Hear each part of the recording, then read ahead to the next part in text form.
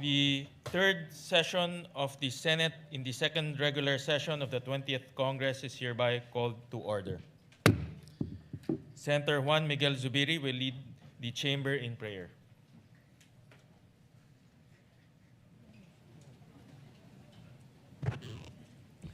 In the name of the Father, of the Son, and the Holy Spirit, amen.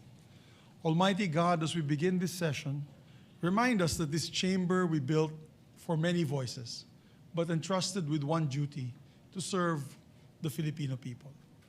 Grant us the spirit of healing and renewed unity, Lord, so that past wounds do not become permanent walls between us.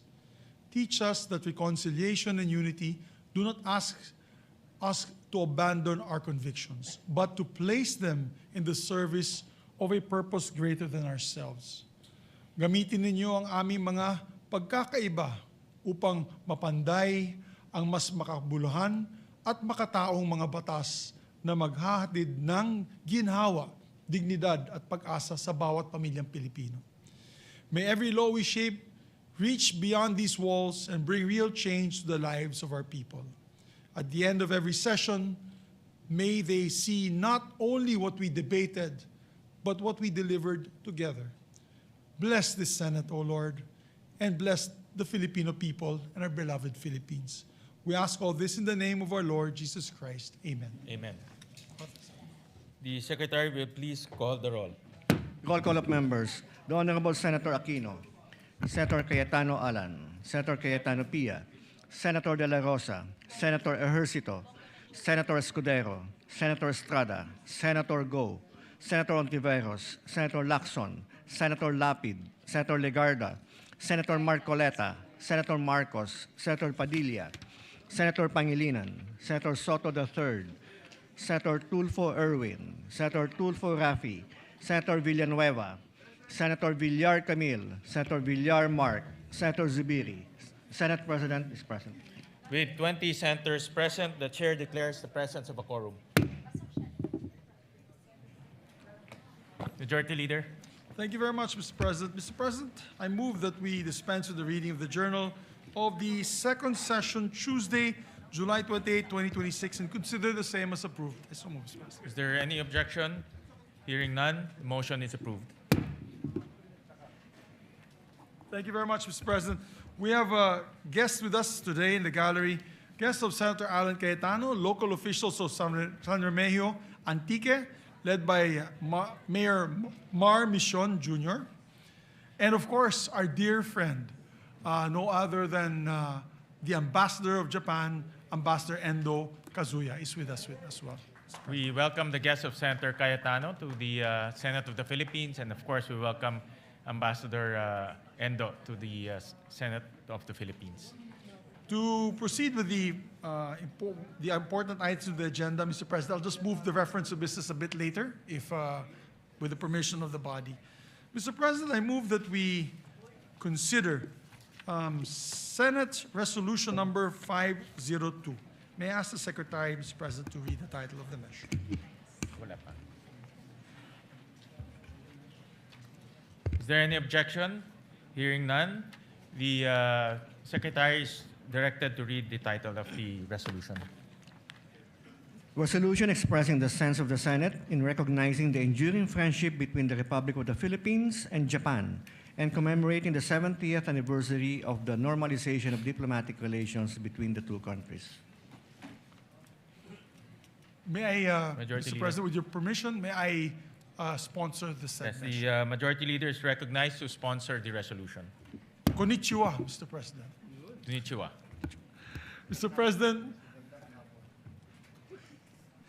magandang hapon po sa ating lahat. Mr. President, as head of the Philippine-Japan Parliamentarians Association, it is my great honor to stand here today to sponsor our resolution commemorating 70 years since the normalization of diplomatic relations between the Philippines and Japan. Dearest colleagues, if you will allow, I would like to also take this opportunity to report to all of you our recent trip to Japan, which is very much related to our resolution today. Last July 23, 2026 was the exact date of the commemoration of 70 years of normalization of diplomatic relations between our two countries. And over these 70 years, Japan has emerged as one of our closest and most important friends and allies. Just last May, in fact, we elevated our bilateral relations to a comprehensive strategic partnership during the state visit of the President to Japan. Our partnership with Japan is built upon a broad base of cooperation across infrastructure development, trade and investments, security and defense, disaster resilience and management, health, energy, education, and agriculture, tourism, and peace and reconciliation efforts, among others. A few weeks ago, Senator J.V. Ejercito and I had the opportunity to affirm this elevated partnership during our mini parliamentary visit in Tokyo. I say mini because we are hoping to have a bigger one later on during the break where we can meet the incumbent Prime Minister. For a series of events, we met with them last week, organized by the Sasakawa Peace Foundation and the Philippine Embassy in Tokyo as part of the commemorative activities for the 70th year of Philippine-Japan friendship. The commemoration began with a symposium titled Charting New Frontiers, Building the Next 70 Years of Philippine-Japan Partnership. It was well attended by Japanese government officials, scholars, academicians, political pundits, businessmen, media, and Filipino community, and the Filipino community in Japan. I spoke about the strengthened defense and security partnerships between the Philippines and Japan brought about by the recent developments and enactments of both countries, such as the Reciprocal Access Agreement and the inclusion by the Japanese cabinet of the Official Security Assistance Policy Framework in the Japanese National Security Strategy, which paved the way for the Japanese government to provide military equipment and supplies to the Philippines, such as radars, Abukuma-class destroyers, Coast Guard vessels, and soon missile systems.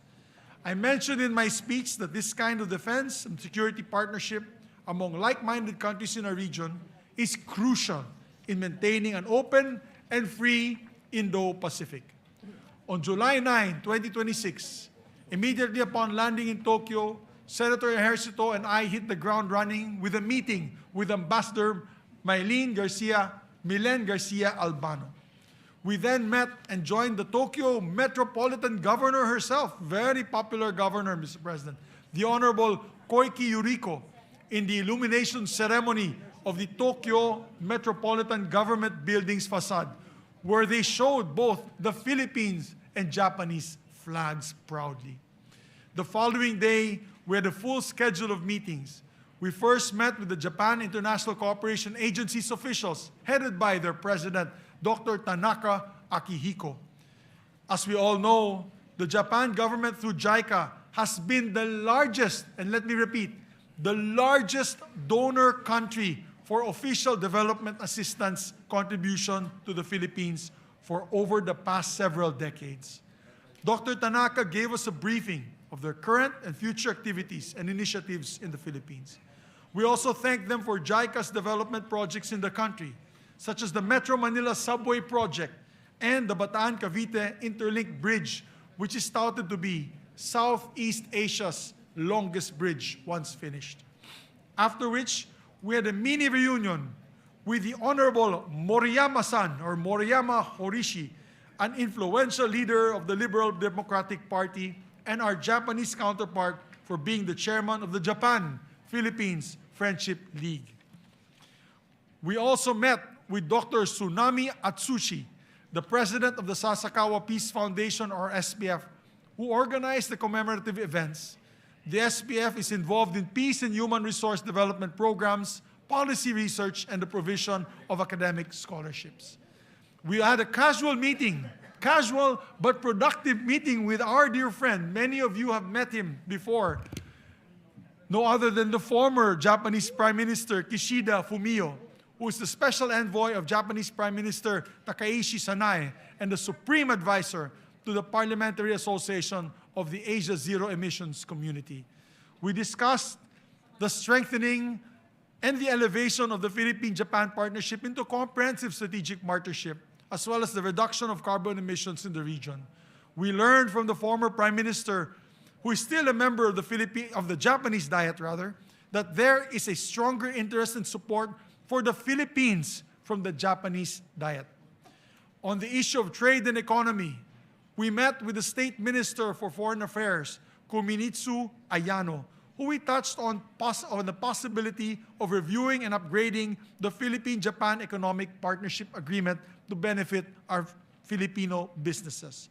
Senator Ejercito raised with the State Minister, who, by the way, is a medical doctor by profession and a former official in the Japanese Health Ministry, the Japanese government's experience in universal health care. She is open to facilitating a Lakbay Aral program for our members and the Filipino policymakers on this issue.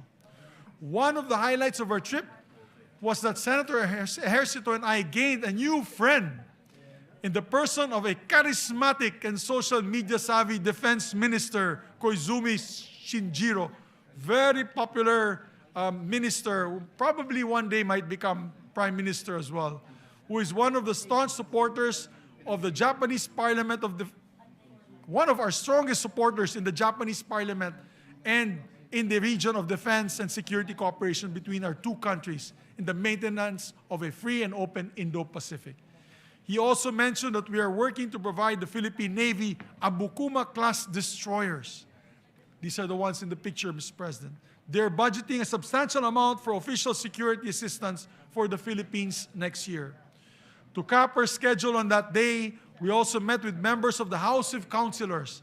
This is the equivalent of our Senate in the Japanese legislature. From the Japanese Sansieto Party, they were Honorable Ando Hiroshi, Matsuda Manabu, and Yamanaka Sen. Sansieto is actually the opposition party in the House of Councilors, but when it comes to cooperation and partnership with the Philippines, they are one of our most ardent supporters. Mr. President, we met both with public and private sector partners in Japan who share with us a vision of an economically stable Indo-Pacific region ruled by peaceful relations and respect for international law. This shared vision and our shared principles as like-minded democracies are at the heart of our 70 years of friendship. Building upon our decades of friendship, Japan has become an invaluable development partner, supporting projects of various scales, from grassroots waste management program at the municipal level to major transportation projects such as the Metro Manila Subway Project and the North-South Commuter Railway that will drastically improve the daily transit of millions of Filipinos. And they are also have become our most dependable defense partner, extending billions of official security assistance in support of our armed forces and humanitarian response, further strengthened by a reciprocal access agreement.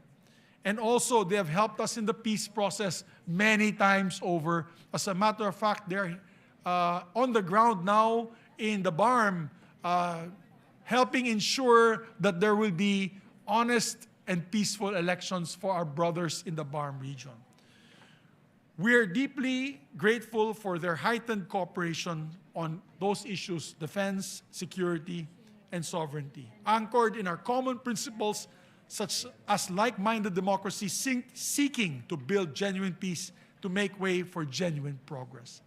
To make way for such progress, the Japan-Philippines Economic Partnership Agreement, and more recently, the RCEP, or the Regional Comprehensive Economic Partnership Agreement, have been instrumental in paving the way for an influx of trade and investments that have led to Japan becoming our second largest trading partner, Mr. President. Japan now is our second largest trading partner and the third largest source of foreign direct investment. These agreements would not have been secured without the coordination and alignment between our respective executive bodies and parliaments. I'm particularly grateful to the members of the Japan-Philippines Parliamentary League who always advocate for the Philippine cause in their Japanese parliament and government. We do have a voice in the Japanese parliament, Mr. President, and I thank them all for supporting this 70 years of friendship. Through our strong parliamentary ties, we had the honor of inviting Prime Minister Kishida Fumio to address the historic joint session of the Philippine Congress in 2023. It's historic because it was the first time a leader of any the leader of Japan delivered an address before us. In turn, President Marcos also invited to deliver the equally historic address before the National Diet of Japan during his state visit this year. The deep friendship between our countries is proof positive that there is a way forward for those who choose a path of unity and cooperation. Who would have thought, my dear colleagues and my dear friends, the Filipino people, who would have thought, given our very complicated history, that we could have forged a strong friendship that we enjoy today? It is well-earned, it is a well-earned partnership that we have made even stronger by our conscious choice to pursue reconciliation, unity, and cooperation, which we are pursuing even in the Senate today. Reconciliation, unity, and cooperation. I'm confident that we can parlay these 70 years of friendship with this golden age of Philippines-Japan relations into a shared future of peace and prosperity. And before I end, I want to also give credit where credit is due. The last 3 years have been very productive in Japan-Philippine friendship relationships, friendship and cooperation, Mr. President, due to their ambassador, Ambassador Endo, who has been in the forefront of developing closer ties between our two countries. He's about to leave next month on August, Mr. President. We will miss him deeply. He will be a loss to us, but I'm sure whoever his counterpart will be to come in, we will be able to work with as well. But we will definitely miss Ambassador Endo. So, kay Ambassador Endo at sa ating mga kapatid na Hapon, domo arigato gozaimasu. Maraming salamat at mabuhay po ang ating pagkakaibigan. Mabuhay. Salamat po, Mr. President. Arigato gozaimasu, Senator Zubiri. Yes, we recognize Senator Tulfo. Mr. President, I would like to take this chance to extend my heartfelt sympathies and steadfast solidarity to the government of Japan and the people of Kumamoto Prefecture following the 7.1 magnitude earthquake that struck the region yesterday, July 28, 2026. My prayers are with the victims, the bereaved families who have lost their loved ones, and many individuals who have been injured or displaced by this tragic event. I believe that Japan, particularly Kumamoto, and affected residents will recover and rebuild safely and courageously. Mr. President, as to proposed Senate Resolution number 502, I would like to express my firm and unwavering support for the adoption of this resolution, recognizing the enduring friendship between the Republic of the Philippines and Japan, and commemorating the 70th anniversary of the normalization of diplomatic relations between our two sovereign nations. Mr. President, I'm a proud product of this friendship between the Philippines and Japan. As many of you know, I carry the Japanese middle name Teshiba because I'm a third-generation Nikijin, a Filipino-Japanese descent. My beloved mother, the late Caridad Teshiba Tulfo, was born to a Japanese father who came to the Philippines during World War II. According to the Philippine Nikijin Center, only a small number of Nikijin remain in the country today. That being said, I deeply value my family's heritage and the ties with Japan. Beyond our family history, the relationship of Japan and the Philippines is one that is rooted in mutual trust and respect. And 70 years of that is truly a remarkable milestone. Today, Japan is not merely a neighbor, but is one of the Philippines' most trusted strategic partners. Japan remains to be the Philippines' top source of official development assistance, or ODA, funding major infrastructure projects like railways, highways, and disaster relief systems. Japan's assistance to the Philippine Coast Guard to boost our maritime security capabilities is a vital pillar in upholding the rule of law, protecting international sea lanes, and maintaining regional stability. Time and again, Japan has stood by us and consistently shown true friendship, delivering immediate relief assistance, technical expertise, and long-term rebuilding support to our government. Additionally, more than 50,000 Filipinos thrive in Japan as skilled workers, healthcare professionals, engineers, and scholars. We are thankful for Japan's generosity and welcoming our workers to their country. And truth be told, Japan is the top outbound international destination for Filipino travelers in 2026, with nearly 500,000 visitors in the first half of this year alone. Again, Mr. President, I reaffirm our unyielding friendship with Japan. Adopting Senate Resolution number 502 sends a very strong message of the Philippine Senate's appreciation for Japan's friendship over the years. Thank you, Mr. President. Thank you, Senator Tulfo, for that sponsorship speech. We recognize... Thank you, Mr. President. Before we recognize, we have a list. Okay, all right. Yeah, thank Go you. ahead, With the permission of our colleagues.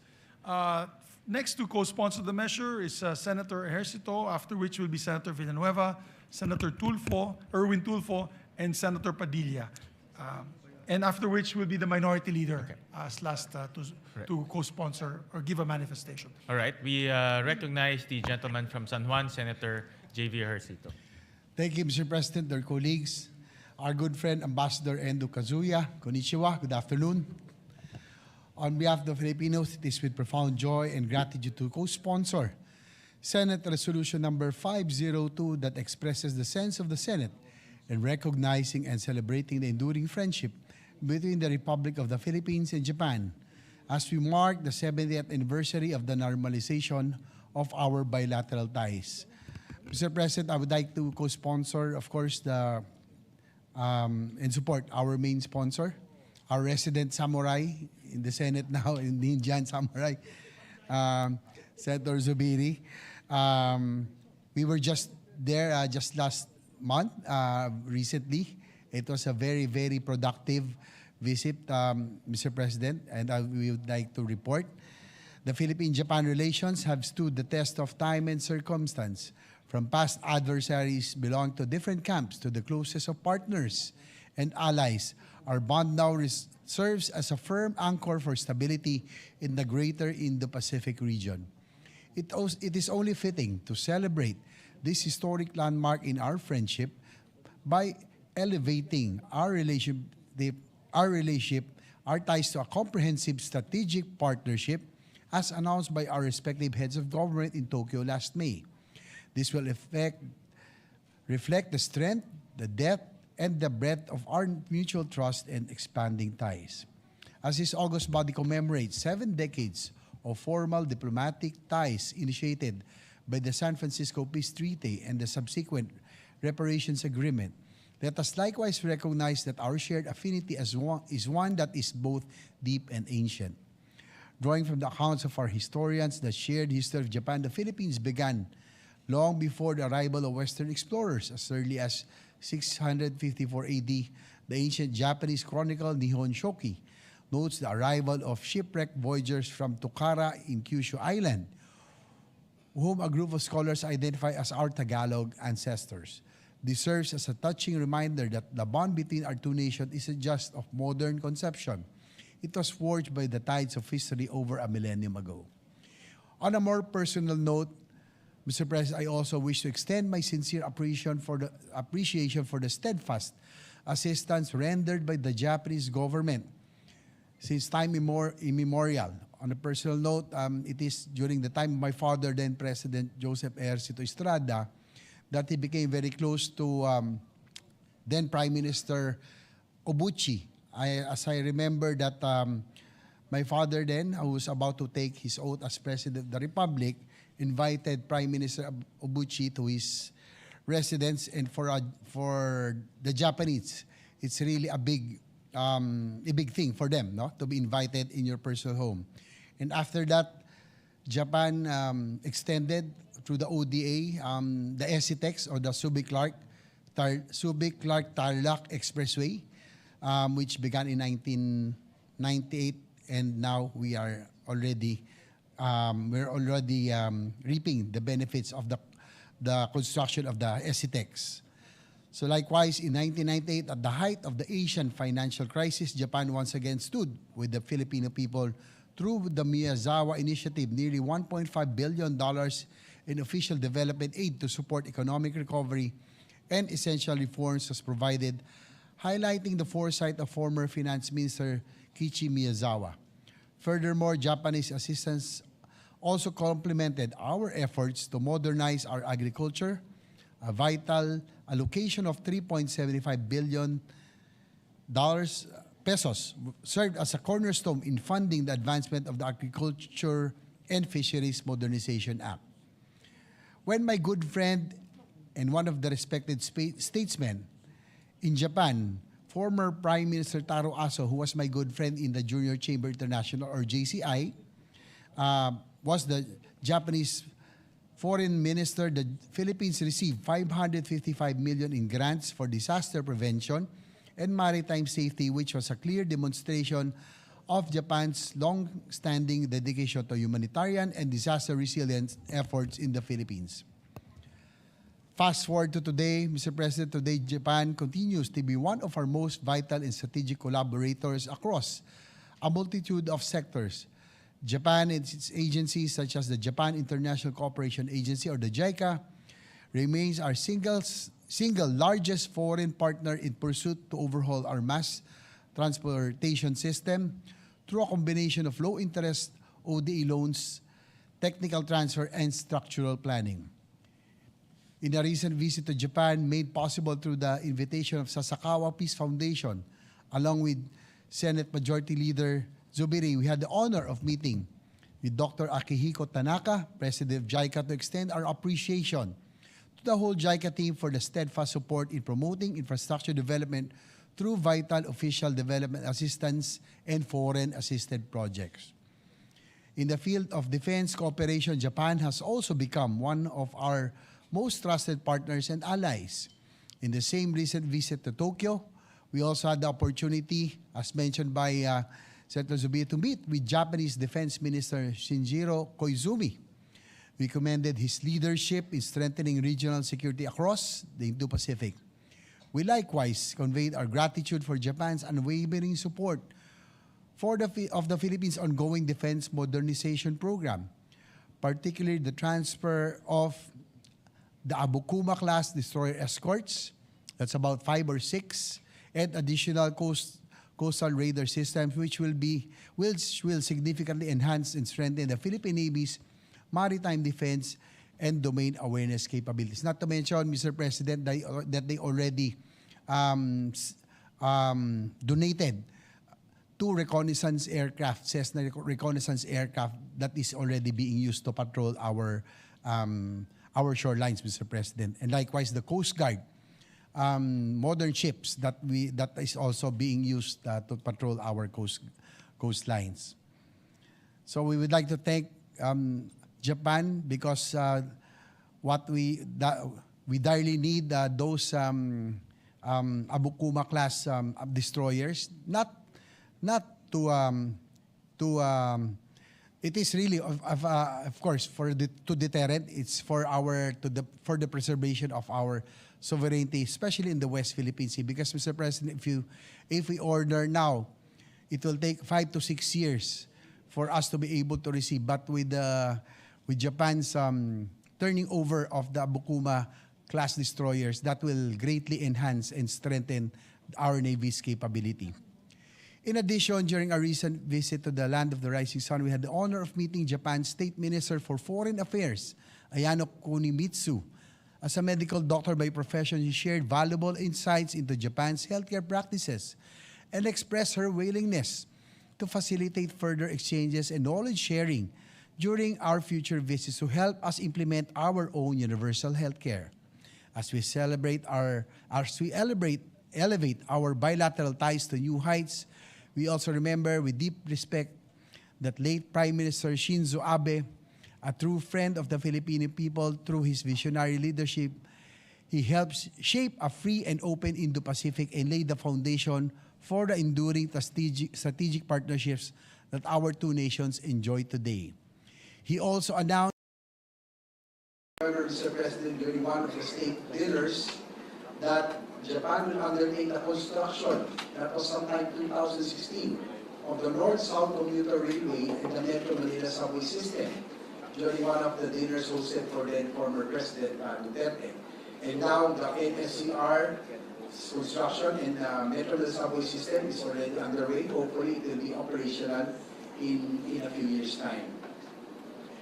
In closing, before I conclude, Mr. President, allow me to share a personal note. I count myself fortunate to have been among the many Filipinos who have benefited from Japan's generous tradition of knowledge sharing and capacity building. I graduated from the JCI Academy in 1997, and during my first term in the Senate, I had the privilege of attending a short course at the National Graduate Institute for Policy Studies, or GRIPS, in Japan with our Senate Legislative Budget Research and Monitoring, the LBRMO.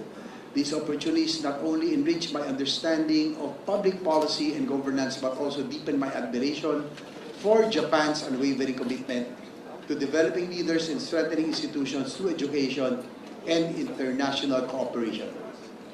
In closing, Mr. President, this resolution is a humble reflection of the high esteem and deep affection that the Filipino people hold for Japan. As we embark on this new chapter of our comprehensive strategic partnership, we celebrate not just our shared past, but the limitless potential of our future.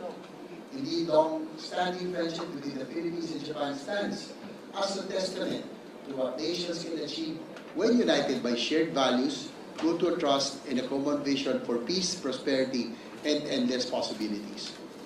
For all these reasons, Mr. President, I proudly co-sponsored this resolution and joined the entire Senate in celebrating this historic milestone. Once again, to the government and the people of Japan, arigato gozaimashita. Maraming salamat po. Thank you very much, Senator Javier Cito. Who's the next majority leader? Next is our distinguished colleague, Deputy Majority Floor Leader, Senator Joel Villanueva. We recognize the gentleman from Bulacan, Senator Joel Villanueva. Thank you, Mr. President. Thank you, Majority Leader. Mr. President, distinguished colleagues, milestones invite us not only to look back with gratitude, but also to look ahead with renewed purpose. As the Philippines and Japan commemorate 70 years of diplomatic relations, it is fitting that this chamber honors a partnership that has become a pillar of peace, development, and shared prosperity in our region. It is thus my privilege to co-sponsor this proposed Senate Resolution number 502. Before I proceed, please allow me to express our deepest sympathies to the people of Japan following yesterday's devastating earthquake in Kumamoto Prefecture. We mourn the lives lost, pray for the swift recovery of the injured, and stand in solidarity with all those affected by this tragedy. May the resilience and strength of the Japanese people guide them through this difficult time.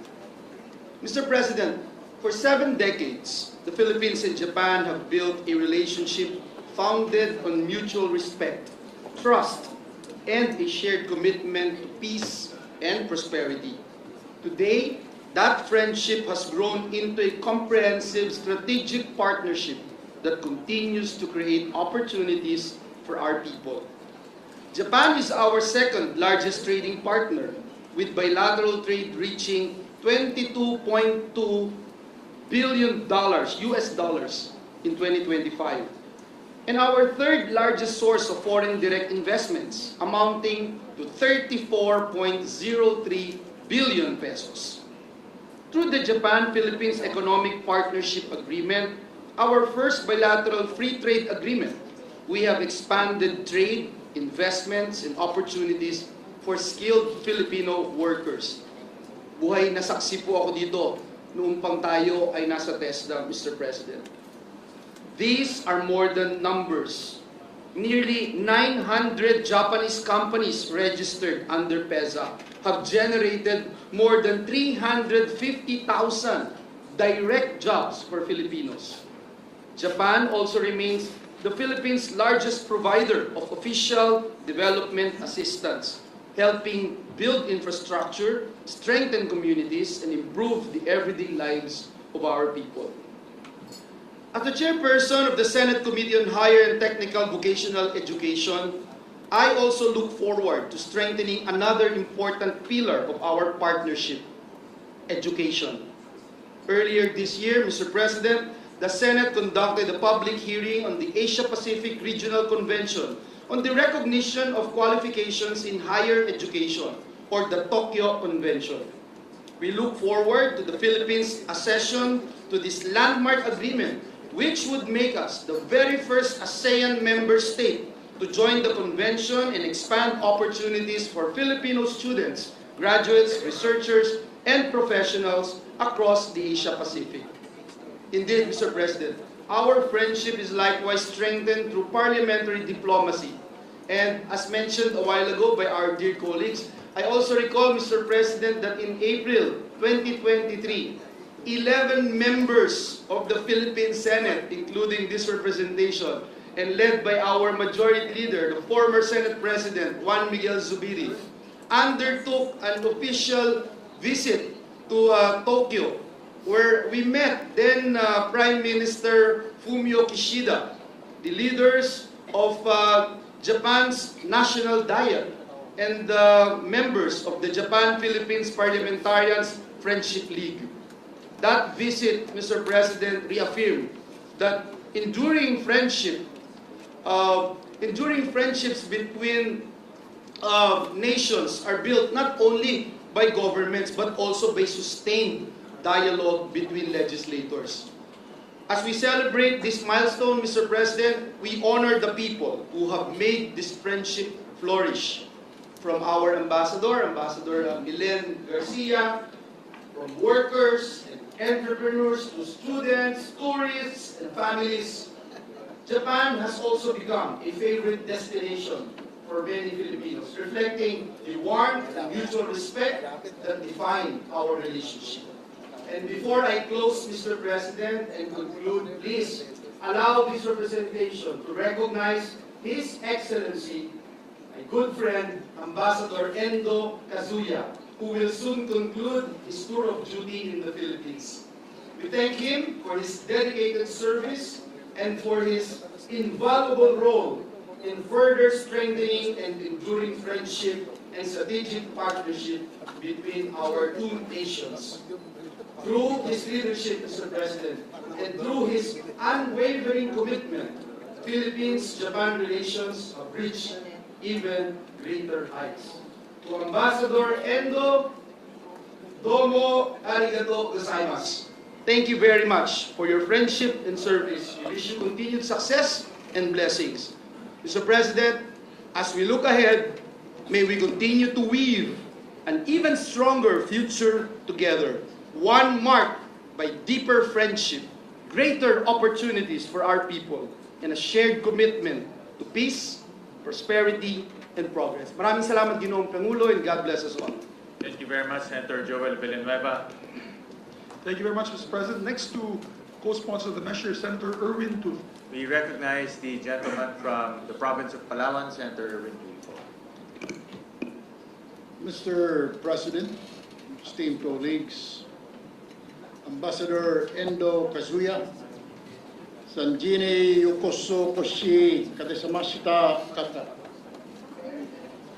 I am deeply honored to co-sponsor this resolution to the Senate today. Since establishing formal ties on July 23, 1956, the Philippines and Japan have forged a formidable alliance. The Japanese Prime Minister Sanae Takaichi has recently called as a comprehensive strategic partnership. Japan remains our #1 ODA partner, funding vital infrastructure, disaster mitigation, maritime safety, and peace efforts in our country. On March 16, 2026, His Excellency Endo Kazuya paid a courtesy visit while I was serving as chairman of the Committee on Foreign Relations. During our meeting, we discussed several matters of mutual interest, including the importance of prioritizing the completion of ongoing ODA-funded projects before undertaking new ones. Culturally, our connection is just as strong. Japan has become one of the absolute favorite tourist spots for Filipinos these days. Whether we are chasing cherry blossoms, enjoying the incredible food, or embracing their vibrant culture. To honor this profound friendship and Japan's immense contribution to our nation's progress, this resolution seeks to officially recognize the enduring friendship between the Republic of the Philippines and Japan in their 70th anniversary of the normalization of diplomatic relations between the two countries. To Ambassador Endo and the Japanese people, arigato gozaimasu. Here's to a lasting partnership, endless bowls of authentic ramen, and if I may speak for every Filipino tourist, Mr. Ambassador, hopefully even faster approvals of our multiple entry visas. Thank you, Mr. President. Thank you, Senator Erwin Tulfo. Next, Who's our next co-sponsor, Mr. sponsor? President, is Senator Robin Padilla. We recognize the gentleman from Nueva Ecija and Camarines Norte, Senator Robin Padilla. Maraming salamat po, Ginoong Pangulo, at sa ating pinunong mayurya. Ako po ay tumitindig upang makiisa sa pagko-sponsor ng proposed Senate Resolution number 502 na inihain ng ating mahal na samurai na kasamahan Senator Juan Miguel Zubiri. Mga mahal kong kababayan, napakahalaga po ng relasyon natin sa Japan sapagkat ito po ay punong-puno ng pag-ibig at aksyon. Katunayan, ang ating pong national hero, Jose Rizal, ay nagkaroon po ng napakagandang pag-ibig sa Japan. Ang kanya pong girlfriend, si Seiko Usui, o ang tawag po ay Osei-san. Siya po ay anak ng isang shogun, samurai, at doon po siya nakilala ng ating national hero. Ma'am, pag-aralan mo yan. Dahil ikaw ay estudyante ni Sir Rizal.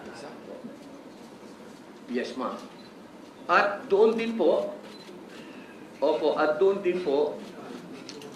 noong panahon ng Katipunan, ito po ay napakahalaga sapagkat ang unang kumilala sa ating mga revolusyonaryo ay ang Japan. Naisip ko pong basahin sa English ito para maintindihan ni Ambassador. I cannot say this in Japan, but I will say it in English, my brother Ambassador. It was Japan who first recognized the call of our founding fathers for freedom. It was Japan who gave the utmost importance to the Katipunan. In the book of Katipunan, or the rise and fall of the Filipino commune, Francis St. Clair wrote that in May 1896, Supremo Andres Bonifacio met with Japanese Admiral Kamimura aboard the Japanese cruise Congo. The result of that meeting was the sale of firearms and ammunition to the revolutionaries. Series of deliveries were made until the Japanese authorities learned of the matter and sunk the Japanese ship Nonobiki Maru. Mga mahal kong kababayan, pati po noong World War II, si General Emilio Aguinaldo, ang dati po nating Pangulo, kasama po si General Artemio Ricarte, ang father of the Philippine Army, ay tumanggi po na manumpa sa mga Amerikano at ang kanila pong mga kasama ay ang ating mga kaibigang Hapones na tumulong po sa atin noong panahon ng Revolusyon. Noon naman pong 1996, nung ako po ay nakakulong sa Bilibid, Ginoong Pangulo, ang number one pong tumulong sa mga bilanggo ay ang mga Hapon din. Nung nabalitaan po nila na walang halfway house, na wala pong mapuntahan ang mga bilanggo, pagkatapos po nilang lumaya, wala po silang mapuntahan. Ang iba po kasi dyan ay nakukulong na ng 30 taon, wala na silang pamilya, wala na silang mauwian. Nagtayo po ang Japan ng halfway house para sa mga bilanggo na ito. Hindi po natin yan makakalimutan dahil kasama po tayo sa ribbon cutting na ito. At mga mahal kong kababayan, sa isang mundong patuloy na nahaharap sa digmaan, hidwaan at hindi pagkakaunawaan, ang 70 taong pagkakaibigan ng Pilipinas at Japan ay nagpapaalala sa atin na may ibang landas na maaaring tahakin. Ang landas ng dialogo, pagkakaisa at kapayapaan. Masasabi po nating lagpas 100 taon o 200 taon ang ating relasyon sa Japan. Maaring maging 300 taon pa. Kaya naman po, buong puso kong sinusuportahan ang proposed Senate Resolution number 502. Hindi ko man po masabi pa sa salitang Hapon o sa English, alam ko pong naiintindihan ng ating mahal na kapatid na ambasador. Maraming salamat po.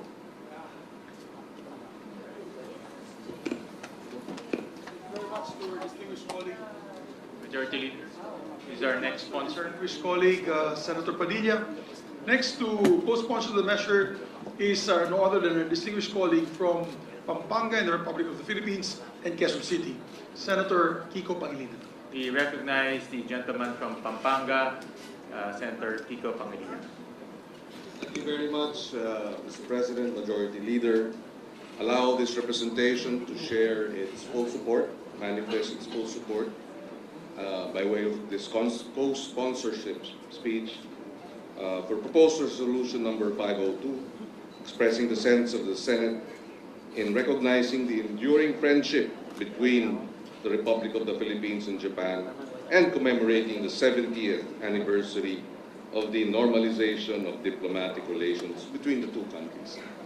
The truth, Mr. President, and I share the earlier manifestations of Senator Rafi Tulfo as well as Senator Erwin Tulfo, that the strong relations between Japan and the Philippines dates more than 70 years.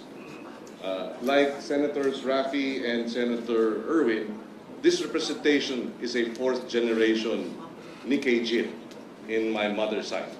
My great-grandmother was Haruhi Baba Murakami from Nagasaki, who married, actually, an American soldier, Russell Miller Denson from Galveston, Texas, and they settled in Davao City during the American colonial rule. In the Kalinan and Matina districts of Davao City, where they had a abaca plantation called Southern Cross. And it was also during the American colonial rule that in Davao City, as I understand, up to 20% of the population of Davao City were Japanese immigrants, which explains why my great-grandmother was settled there. But more than the personal, Mr. President, is the long-standing trade, economic, political engagements between our country and Japan in the last 70 years, and even before that. Japan is, at some point, was the #1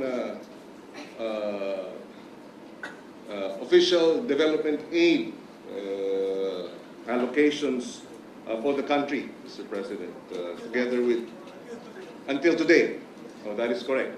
Thank you for that clarification. Today, they are the largest contributors to the ODA for the country. And in the current geopolitical tensions, Mr. President, it is always good to have allies. I remember when I was in the elementary in LaSalle Green Hills, uso na ang bullying nun. There were bullies. But because I had an older brother who was 2 years ahead of me in LaSalle Green Hills, I wasn't bullied. So in the current context of international bullying, we must have older, stronger, more robust older brothers. And Japan would be one of them. And it is critical for us to continue to strengthen our relations with Japan and other countries, not just in the region, with the EU, with the Australia and New Zealand, Mr. President. We'd also like to take this opportunity to thank Japan for being part of the 14 nations at the FERN and recognize the arbitral ruling in its 10th anniversary. This, Mr. President, is a clear indication of their support for our sovereignty and our exclusive economic zone preservation and upholding our rights to our exclusive economic zone. That being said, Mr. President, in the area of food security, Mr. President, when we were tackling the expanded free meals program sponsored and authored by Senator Bam Aquino, the school meals program of Japan actually is a template that we should be able to follow. And I'm told that one of the biggest donors, if not the biggest donors, for the World Food Program, school meals program in BARM, is likewise the Japanese government. And the BARM experience of the World Food Program was likewise part of the deliberations in the committee hearings of the Committee on Education. And we thank Japan and the government, their government, for supporting our school meals program in the BARM. And we hope to expand that to other parts of the country. With that, Mr. President, we thank the good ambassador, Ambassador Endo, and of course the Japanese government. We wish him bon voyage, and we look forward to drinking sake with him in Tokyo after August, Mr. President. Thank you very much, Mr. President. I hope you invite me, Senator Pangilinan, to that sake celebration. Majority Leader, who's our next sponsor? We will definitely invite you, Mr. Senate President. You might be able to find a Japanese lady. With the help of our good ambassador, maybe. Yes, Mr. President, next to co-sponsor the measures are distinguished colleague from Taguig and Pateros, no other than our distinguished colleague, Senator Pia Cayetano. We recognize the gentle lady from Taguig, Senator Pia Cayetano.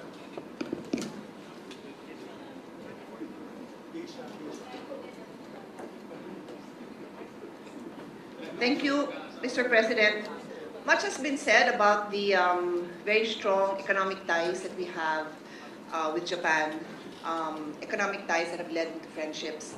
I'd like to focus on something a little bit different but very close to my heart. My ties with Japan are very much in the area of sports. My first official visit to Japan, I was 17 years old, representing the Philippines to play volleyball in the Asian Volleyball Championship, which was hosted in Fukuoka, Japan. And then I had to wait, that was 1983, so I had to wait more than 20 years later for another official trip. And this time, the late Bayani Fernando, then head of our MMDA, had partnerships with other like bodies all over Asia. And so the Metro Tokyo Metro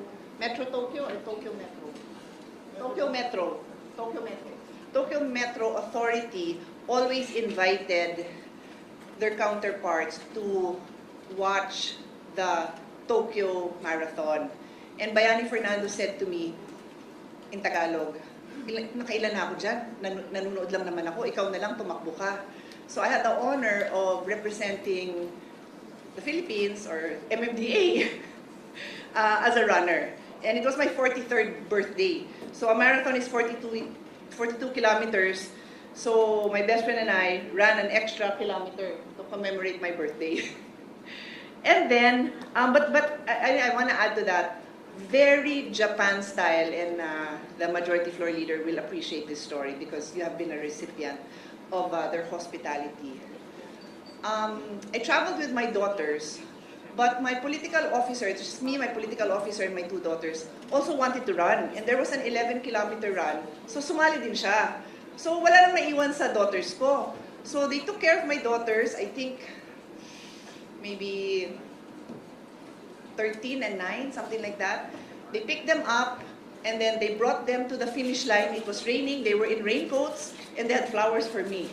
All prepared by the Japanese host to welcome me there. So I will never forget that. Anyway, so that was 2009. And then, time out, another official visit, but this time wasn't really sports. I just made it a sports trip on my own and ran around the Imperial Palace. But in 2015, I was part of the delegation of the Asian Parliamentary Group. It's like a friendship group with Japan. And I had the opportunity to meet the late Prime Minister Abe. But what strikes me, and still I remember to this day, and again, the majority floor leader will recall that I always talk about it, is Abenomics included in one of their pillars of economic growth women in the economy, women in leadership positions. And I talk about it all the time because this was ingrained in Japan's moving forward in one of their pillars. And of course, during that same trip, we also had many opportunities to meet with the Japanese parliament. And then, in 2019, just before the Olympics, I was informed by the then ambassador that being the host, they were really trying to support the Asian countries in sports. So I had the opportunity of working with the embassy to bring the UP football team to Japan to train there as part of the sports diplomacy. And I'm coming to an end. Last year was a more personal sports diplomacy venture. The ambassador was my guest, and he learned to play paddle with his wife. And the coaches were our Filipino coaches and two Japanese coaches who consider the Philippines their home. These two Japanese players come here so much. They stay here, they play and train with our Philippine team. And so we invited the ambassador, his wife, and the embassy staff to learn about paddle with our coaches and the Japanese coaches. And we continue to play and train with these Japanese players. In fact, last week, we had an international paddle tournament, and our Philippine women's team were up against a Japanese and a Spanish, and they lost in the third set to Japanese Kotomi Ozawa and Spanish Eli Nogueras. But these girls are really strong, and they really compete against each other and try to see who will come out better the next time. They really are, how do I say it, friendly competitors. And so, Mr. President, this is just my personal take on the strong friendships I and the people around me have developed with Japan. I'll end on a not so personal note, but very close to our heart. So many athletes, so many Filipino athletes train in Japan. Softball, football, hinuhuli ko nga yun, ang lakas bumulong ng mga nandito eh. Because, anyway, what did I say? Football, softball, baseball, I'm sure the martial arts also. And then I was going to say basketball. Of course, our Olympian Carlos Yulo had a lot of his training in Japan. And now also his brother, Eldrew, also trains in Japan. So on that note, I only have one last manifestation. the Majority Floor Leader did not invite me to his last trip, kaya mukha silang kawawa ni Senator JB. Dalawa lang sila dun sa lahat ng pictures. Kulang ng gender representation, but I'm sure you still did a great job. Thank you, and to many, many more years of friendship with Japan. Thank you.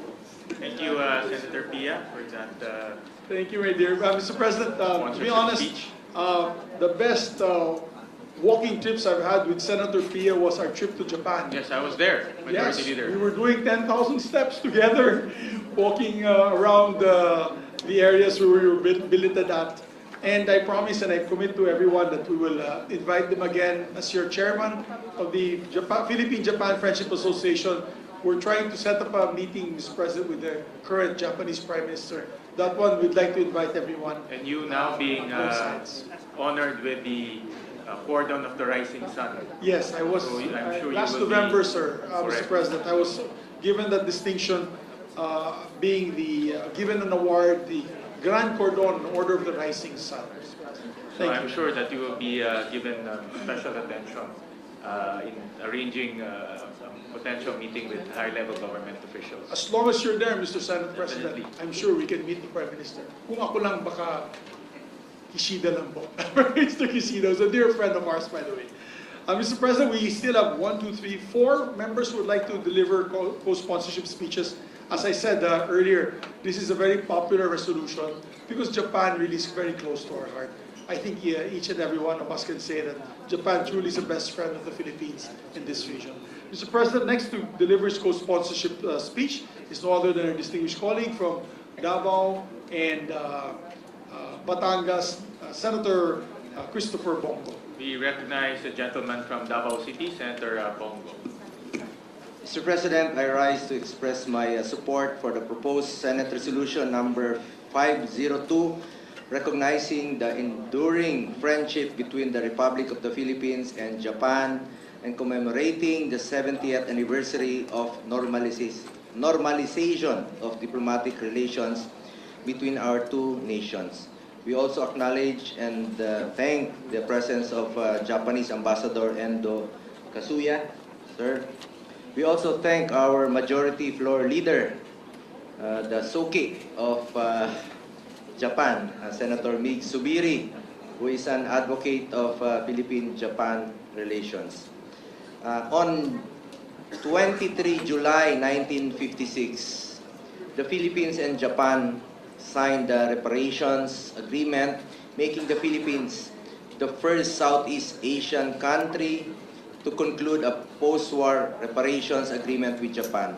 More importantly, this historic agreement paved the way for the normalization of diplomatic relations and became a model for Japan's post-war reconciliation with other countries in Asia. Mr. President, ties between our two nations extend far beyond 7 decades of formal diplomacy. Long before the establishment of official diplomatic relations, Filipinos and Japanese were already connected through trade, migration, and cultural exchange. As early as 1903, Japanese migrants began settling in Davao to work in the thriving abaca industry. By the 1930s, Davao had became the home to an estimated 20,000 Japanese migrants, making it one of the largest Japanese communities in Southeast Asia before the Second World War. Ang dami pong mga Filipino-Japanese ngayon at meron pong eskwelahan doon. Ito po yung Nikkei Jinkai na marami pong nag-aaral ng mga Filipino-Japanese. In fact, then Davao City Mayor Rodrigo Duterte initiated to build a monument in Mintal to pay his sincere respect for the Japanese migrants who have migrated in Davao. In fact, former Japanese Prime Minister Shinzo Abe, the late Prime Minister Shinzo Abe, visited Davao City in 2017, highlighting Japan's commitment to deepening its partnership with the Philippines. Yan po mismo yung pinuntahan niya, yung mismong bahay, yan yung nilalagyan ng kulambo pumasok po mismo si former Prime Minister Shinzo Abe dyan sa kwartong yan. Sumilip pa sila. From a history marked by conflict, the Philippines and Japan have built a partnership founded on reconciliation, mutual respect, and shared prosperity. Today, Japan remains one of the Philippines' most trusted development partners and among our largest providers of official development assistance. Napakalaki po ng tulong ng Japan sa Davao, sa Mindanao, through JICA. Through the decades of cooperation, Japan has supported transformative investments in infrastructure, transportation, healthcare. Laking tulong po nila sa hospital doon sa Davao. Education, disaster resilience, una po silang tumutugon rin po kagad at tumutulong. And economic development. Projects that continue to improve the lives of millions of Filipinos. One tangible example of this partnership is the EDSA Ayala Underpass, inaugurated in 2005, which continues to ease traffic and enhance mobility for thousands of commuters each day. More than a piece of infrastructure, it stands as a lasting symbol of the friendship and cooperation between our two countries. Our partnership continues to shape the future through landmark projects such as the Metro Manila Subway, the country's first underground railway system, which will provide Filipinos with a faster, safer, and more efficient mode of transportation. Likewise, the North-South Commuter Railway will connect Central Luzon, Metro Manila, Calabarzon, significantly reducing travel time between Clark, Pampanga, Calamba, Laguna, while strengthening regional connectivity and economic growth. Together, these transformative projects will form the backbone of a modern, integrated mass transit network that will benefit generations of Filipinos. Much of this enduring partnership has been made possible through the steadfast support of the Japan International Cooperation Agency or JICA. Malaking tulong po itong JICA. Tagal na po, siguro 20 years ago, narinig ko na po ito at parati rin po silang tumutulong, not only in Davao but sa buong Mindanao, whose contributions have helped advance Philippines' infrastructure and development goals. Mr. President, as we commemorate this milestone, we celebrate not only 70 years of diplomatic relations, but also a remarkable journey from reconciliation after the Second World War to one of the strongest and most enduring strategic partnerships in the Indo-Pacific. It is a relationship built on trust, strengthened by shared values, and sustained by our common aspiration for peace, stability, and inclusive development. For these reasons, Mr. President, I respectfully express my wholehearted support for the adoption of proposed Senate Resolution number 502. At Your Excellency, maraming salamat po. Thank you very much. Thank you, Mr. President. Thank you very much, Senator Bongo. Thank you very much, Mr. President. Next to co-sponsor the measures, resident diplomat herself, no other than Senator Lauren Ligar. We recognize the gentlelady from Malabon and Panay Island. Thank you Senator very much, Lauren Ligarda. Mr. President.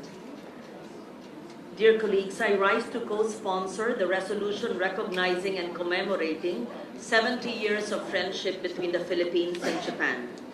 The measure before us records the milestones of that partnership. I wish to speak to what those milestones mean in the lives of our people and to a friendship I've been privileged to witness up close. Consider the human ledger of this friendship. It is written in the lives of the hundreds of thousands of Filipinos who have found opportunities in Japan, and in the Japanese families who continue to choose the Philippines as a place to visit, invest, and build partnerships. It is seen in the harvest of our banana growers in Mindanao, for whom Japan remains a trusted market, sustaining livelihoods and entire communities. This friendship also helped build the Philippines itself, As our largest development partner, Japan has stood with us in constructing transformative infrastructure, from the Metro Manila subway to the rehabilitation of our railways, while strengthening our capacity to prepare for disasters and safeguard our maritime domain. Every railway completed, every community made safer, every opportunity created is a reminder that this partnership improves the everyday lives of our people. Over the years, I've had the privilege of witnessing this friendship through parliamentary exchanges and international cooperation. I was honored to sponsor the Senate's concurrence in the Philippines-Japan Agreement on Technical Cooperation way back in 2011, when I was chair of the Committee on Foreign Relations, and to work alongside our counterparts through the Japan-Philippines Parliamentary Friendship League in strengthening dialogue between our legislatures. Allow me to recognize His Excellency Endo Kazuya, Ambassador of Japan to the Philippines, whose tireless work has helped deepen the strategic partnership and friendship between our countries. I also had the opportunity to represent the Philippines at the 2015 United Nations World Conference on Disaster Risk Reduction in Sendai, Japan, where I co-chaired the dialogue with then Minister Sanae Takaichi. It is heartening to see Minister Takaichi now serving as Prime Minister of Japan. I was just looking at my photos with a young senator, with then younger minister, and she's now the Prime Minister. I'll post it on Facebook. I wish they could post it here. Sure, so we can all see it? Yes, we were both co-anchoring or a dialogue on disaster risk reduction and climate change. There we are. Yes, there we are. In 2015. Yes. A much younger senator and a younger prime minister who was then minister. And I'm confident that under her leadership, the enduring friendship between our two nations will continue to flourish. I think with more pictures. Yes. And one of the memorable experiences in my engagement with Japan as well was representing the Philippines. I hope you had photos, but you're not ready to flash it. At the World Assembly for Women in Tokyo, where I joined women leaders from across the globe in advancing inclusive development. And this was upon the invitation of then Prime Minister Shinzo Abe. And he actually sat in a conference and gave very hearty exchanges. He and his wife joined the conference and was not just staying on stage. And when they came to the Philippines in November 2015, I remember Akie Abe, his wife, calling and asking to see me because she had a pasalubong. I still remember receiving a gift of organic rice from Akie Abe when she came to the Philippines with then Prime Minister Shinzo Abe during APEC. And I discovered that that organic rice came from her own small farm because she realized I was also a weekend farmer, and she served it in her own Tokyo restaurant named Uzu, if I'm not mistaken. So just a small anecdote. And also in the World Assembly of Women, they had a buffet of the different kinds of rice in the different regions of Japan. Perhaps the Senate can do that in one of our events. Mr. President, a friendship of 7 decades rests on more than ceremony. It rests on trust, on trade, on citizens who build lives across the sea. Allow me to close by thanking our colleague, Senator Juan Miguel Zubiri, whose long devotion to Philippine-Japan relations gave rise to this resolution. I am honored to stand with him in its authorship, and I urge its swift adoption. As we mark 70 years of diplomatic relations, may we renew our commitment to a partnership that delivers lasting peace, shared prosperity, and greater opportunities for the Filipino and Japanese people. May I also add, it's not part of my message, that we also concurred in the ratification of CHIPEPA. That's correct, right? That was way before you became senator, and I co-sponsored here more than 10, perhaps 15 years ago. And also, before I became a senator, I'm going off script, I was a very young journalist when I visited Kitakyushu City. And the women of Kitakyushu told us a story of how they cleaned the river, which was considered dead. That young Lauren, who was 30 years old, was inspired to write the ecological solid waste management, and using the notes from that visit to Kitakyushu City on how that industrial town transformed a dirty river into a river that was clean and alive. And 8 years later, the first bill I filed was RA 9003, having the city in Kitakyushu in Japan as my inspiration when I was a young journalist. Ano pa ibang notes ko na hindi ko nasabi? Oh, and also, then Senate President Ople, sitting there before, a young reporter of my Lolo Pepe in Manila Times, told me that he was a guest of the Japanese government in a program called like an eminent persons program. Fast forward when I was a young senator, at 39 or 40 years old, I was also a guest of the Japanese government, just like the Senate President then. So I went off script because I wanted to tell you stories of a younger senator of more than 25 years ago, and that's how it's not just many years, but decades, how close our relations have been with the with this great nation, our neighbor. Thank you very much. Thank you, Senator Lauren. Thank for you the very much, Mr. sponsorship President. speech. Mr. President, we have 4 more members who would like to deliver co-sponsorship speeches. We'd like to recognize our distinguished colleague from Las Piñas and Metro Manila, no other than Senator Camille Villar. We recognize the gentlelady from Las Piñas City, Senator Camille Villar. Mr. President, distinguished colleagues, it is an honor and privilege for me to rise to co-sponsor this resolution, expressing the sense of the Senate in recognizing the enduring friendship between the Republic of the Philippines and Japan and commemorating the 70th anniversary of the normalization of diplomatic relations between our two countries. 70 years ago, the Philippines and Japan formally normalized their diplomatic relations. With political courage, mutual humility, and a shared conviction that two nations would choose to become partners in peace. It was not easy, but today it has resulted in something truly remarkable. Mr. President, what began as an act of reconciliation has grown into one of the most substantive and multi-dimensional relationships the Philippines maintains with any nation. Japan has for decades been among the Philippines' largest sources of official development assistance, supporting our infrastructure, our agriculture, our disaster resilience, and countless communities across the archipelago.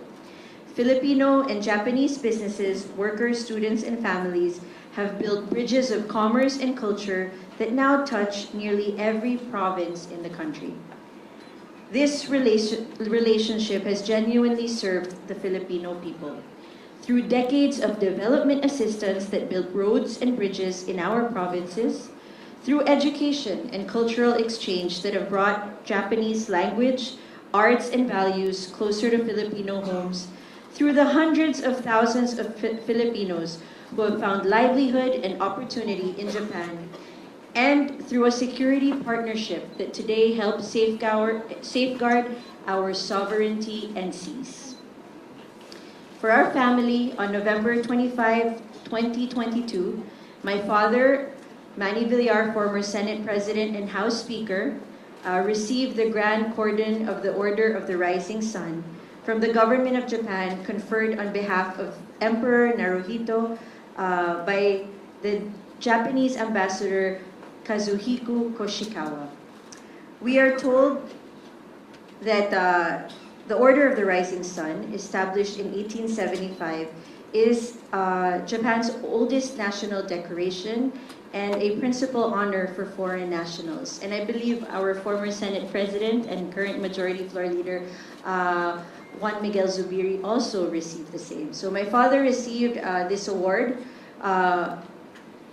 in recognition of his contributions to strengthening economic and bilateral relations between Japan and the Philippines, particularly his role as Senate President during the time that he was Senate President in the ratification of the Japan-Philippine Economic Partnership Agreement, or JAPEPA, the Japan-Philippines Tax Treaty Amendment Protocol in 2008, and the Japan-Philippines Technical Cooperation Agreement in 2011. So this was a profound honor, not just for my father, but for our family.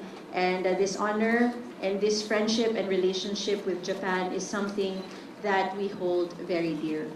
And on a personal note, when I first won as senator in 2025, the first meeting I had, and the first invitation I had for a meeting was from Ambassador Endo Kazuya. And I will never forget that. And I would like to express my sincere gratitude to him. I would like to thank you for your friendship, for your guidance, and your unwavering support in strengthening the ties between our two countries. Mr. Ambassador, this friendship between the Filipino and Japanese peoples, I know, will continue to grow stronger with every generation. Mr. Ambassador, your service here has left a lasting impact, and always remember that wherever you may go, you will always have a home here in the Philippines. Maraming salamat po. Arigato. Thank you, Mr. President. Thank you very much, Senator Camille Villar, for the heartwarming sponsorship speech. Bibigyan daw ni Camille ng bahay si Ambassador Pwede Endo siyang sa pumili. Camel Homes. Marami siyang pagpipilian, Majority Leader. For sure. Mr. President, next to co-sponsor the measure is a distinguished colleague, Senator Risa Ontiveros. We recognize the gentle lady from Panay, Senator Risa Ontiveros. Salamat po, Mr. President. Mr. President, I rise in support of this resolution marking 70 years since the normalization of relations between the Republic of the Philippines and Japan. And also remembering in my heart my first travel abroad as a scholar of the Japan Airlines Summer Scholarship Program more than 4 decades ago at the Ichigaya campus of Sophia University, just before the People Power Revolution. From the hard work of post-war reconciliation, our peoples have built one of the region's most durable partnerships, standing with us as a strategic partner committed to a free and open Indo-Pacific and the primacy of international law in our maritime domain. Nowhere is that partnership more concrete than in the agreement concluded this July for the transfer of 5 Abukuma-class destroyer escorts from the Japanese Maritime Self-Defense Force. The first time Tokyo will hand over retired surface combatants to any foreign navy, and a decision that will give the Philippine Navy 5 additional hulls purpose-built for anti-submarine and littoral operations, complementing our Jose Rizal and Miguel Malvar class frigates, and materially strengthening our presence in the West Philippine Sea. The next 70 years must be built on this new ground as much as the old. Recognition and justice for the Filipino comfort women, deeper maritime and defense cooperation, joint investment in digital and energy infrastructure, semiconductors, and artificial intelligence, where Japanese technology and Filipino talent are natural complements. Closer collaboration on disaster resilience and climate adaptation, which both our archipelagos know too well, and continued care for the Filipino community in Japan, whose work and families remain the truest expression of the friendship that this resolution honors. Maraming pong salamat, Mr. President, and to Ambassador San, domo arigato gozaimasu. Thank you very much, Senator Risa Ontiveros.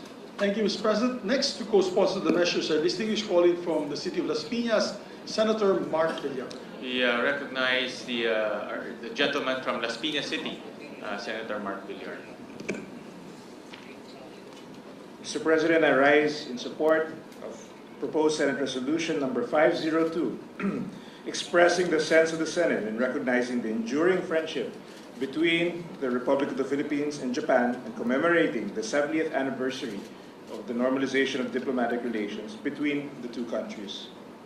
Mr. President, I join our colleagues in welcoming Ambassador Extraordinary and Plenipotentiary of Japan to the Philippines, Endo Kazuya, to this august chamber as we celebrate the long-standing bilateral relations between our two countries. Welcome to the Philippine Senate, Ambassador. Many times you've hosted me in your house, and now it's our turn to host you in the Senate. So it's an honor. Diplomatic relations between Japan and the Philippines were normalized after the enactment of the San Francisco Peace Treaty and the Reparations Agreement on July 23, 1956. Here, it was declared to be the Japan-Philippines Friendship Year as we commemorate the 70th anniversary of the bilateral relations between the two nations. And Mr. President, we have an exciting year ahead as we would bear witness to a celebration of how far we have come together working on significant economic, security, people-to-people exchanges, and cultural development. It is also equally inspiring to look back on the vital partnerships we had with Japan, particularly on various big-ticket projects that we now enjoy today. Through our active partnership with the Japan International Cooperation Agency, Japan has been a significant contributor to the strengthening of our national development plans and continues to be an important partner for us till this day. And I remember when I was serving in government as the Secretary of Public Works, every month we would have regular meetings with the Japanese government regarding our projects, and regularly we'd always meet with the JICA. So it was a big part, and I can say from personal experience that the Japanese government has been generously giving their support to our infrastructure programs. And this has been going on for a very long time, and for that we should all be very thankful for their support to our nation building. Through our partnership with JICA, we will soon enjoy improved public transportation through the Metro Manila Subway and the North-South Commuter Railway and other various infrastructure and development projects all throughout the country. Mr. President, beyond infrastructure and economic development projects, security cooperation has also reached unprecedented milestones for Japan and the Philippines. We became the first country in Asia to sign and ratify a reciprocal access agreement with Japan, which enhanced the efficiency of cooperation between the armed forces of the Philippines and the self-defense forces of Japan. The Philippines has also become the sole partner nation to have received Japan's official security assistance for 3 consecutive years. I would also like to highlight that our ties to Japan have been elevated to a comprehensive strategic partnership, which placed our friendship at a much higher tier than before, allowing us to pursue heightened levels of cooperation and strategic alignment across various sectors. On a different note, the significant uptick of Filipino tourists in Japan, hitting an all-time high of 900,000 visitors in 2025, signifies that our bilateral ties with Japan is also deepened through cultural and people-to-people exchanges. Through our continuous diplomatic relationship with Japan, more Filipinos will get to enjoy Japan at a personal and cultural level, and vice versa. So, Mr. President, as we move towards our 70th year of diplomatic ties with Japan, I am confident that our relationship will further blossom into a holistic and fruitful cooperation for both our countries' development, as manifested by the success of the past 7 decades of our partnership. Again, welcome Ambassador Endo Kazuya to the Senate. Thank you for gracing this chamber with your presence. And of course, I'd like to also thank you on a personal note, Ambassador, for always being so gracious And on behalf of my family, the whole Senate, we wish you the best, always. And you please, always remember you have a friend in the Philippines who you can always come back and visit. So thank you very much, Ambassador. Thank you very much, Mr. Leader, President. thank you very much, Senator Mark Villar. Last but not the least, our distinguished minority floor leader would like to recognize. We recognize our distinguished minority leader, Senator Alan Cayetano. Thank you, Mr. Senate President, His Excellency, Ambassador Endo Kasuya, dear colleagues.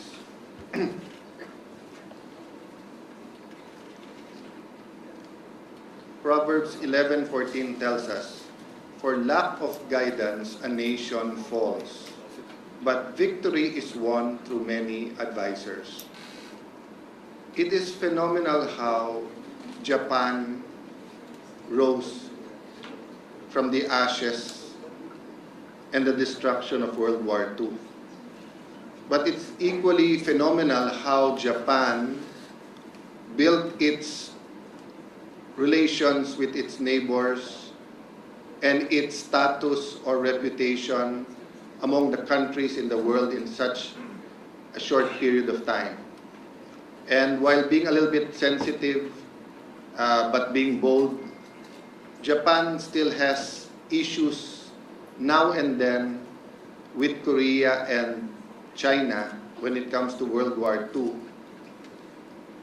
So it is also phenomenal how in such a short period of time, Filipinos and Japanese, or the Philippines and Japan, went from bitter enemies to people doing business together, through two preferred partners, and now enjoying a true brotherhood or sisterhood. So I remember, Your Excellency, that during the time of President Duterte, there are a couple of times that we were in Japan, and whether it was with the media or with businessmen, I would tell them very frankly that people my age and a little bit older, our grandparents, if you mention Japanese, they will really get mad because the horrors of World War II was still there, no? The cruelty suffered, the animosity, etc. Then when my dad was a, not young lawyer, but gitna na nung career niya, siguro 80s, di ba? 80s, mid-80s going to the 90s. You know, whether it's law firms, whether it's hotels, whether it's mining, transportation, preferred partners were the Japanese. Even in tourism, di ba? Whether you talk about Cebu, you talk about areas in Mindanao, Baguio, whether we had an official campaign or not, we really wanted to attract Japanese tourists. And during this time, slowly but surely, our development assistants and working with JBIC, JICA, their consultants, the studies that they graciously provided, was it the LRT or was it yung mga nauna natin mga trains, diba, and everything sa airport. So we woke up one day where you have this intimate relationship. Then you wake up also with real life disputes in the West Philippine Sea, and of course Japan and China also have a dispute. And then you wake up 2022 where no one said that there will really be a conflict or of that magnitude between Ukraine and Russia. Then it's happening. And then everyone says the Middle East is volatile, but suddenly Iran, Israel, US, and then the rest of the world is suffering, no? So my point, Mr. President, is the phenomenal rise of Japan and its people also presents so much opportunities. That's why I like that verse, because nations need guides. And sometimes you need an outside guide. And the Japanese and the Japanese people, the Japanese businessmen, can be not only a partner but a wise counselor and guide to the Philippines, and also us in certain issues. For example, migration is now and then an issue in Japan, and of course we have more than 10 million Filipinos abroad, and Japan has hosted many Filipinos. Sensitively, we were saying, because one of the problems, of course, of Japan is the birth rate. That's why di ba, yung population of Japan, and we were saying, because usually Japanese couples only want one child. But when a Japanese and a Filipino gets together, whether the man is Filipino or the woman is Filipino, they don't only want to have one child. They want to have at least 2 or 3. So we were saying that even in that aspect, we can share some expertise in a bigger family. Unfortunately, this year, very steep din ang pagbaksak, di ba, ng ating birth rate, no? Having said that, Mr. President, we're here to honor the ambassador because in such a short period of time, he has done so much. So I think we're unanimous, Your Excellency, in saying thank you. I know it's for your country to say that you did a great job, but at least for Filipinos, we know that you did a great job. But we're also here to say that culture matters. When you go to Japan, and unfortunately you leave your bag or your wallet somewhere, go back, it's there, and it's there. I mean, don't even have to go to the lost and found. No one will get it, diba? Everyone, you go to a shop that you're not going to buy anything, and you say, where's the restroom? And there's no restroom there. They'll excuse themselves, go out the door, and walk with you for a while and point you where it is. So there's a lot of things to learn in terms of culture. So I hope that the last few months of our ambassador here, of course we all hope you're extended, but if not, the last few months, we can continue to work on more exchanges, more exchange students, more trips between the Japanese to the Philippines, the Filipinos to Japanese. Not just projects. We will not cement a relationship literally by just infrastructure projects using cement, but we will cement the relationship by people-to-people exchanges. And of course, we have a very good ambassador also in Japan. Not sure about the husband, but the ambassador is a very good ambassador.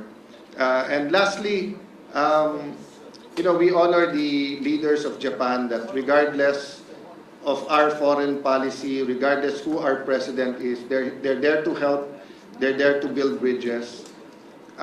Medyo nainggit din ako sa ibang mga colleagues natin, especially kilala nila yung mga Prime Minister, Defense Minister, yung iba, may kilala sila mga artista ng Japan. Ako kasi ang kilala ko, si Pikachu, si Monkey D. Luffy, si Nami, Blastoise, si Psyduck, no?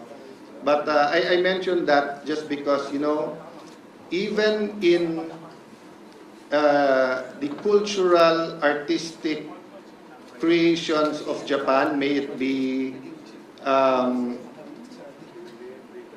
from Sanrio, Hello Kitty to the present, no?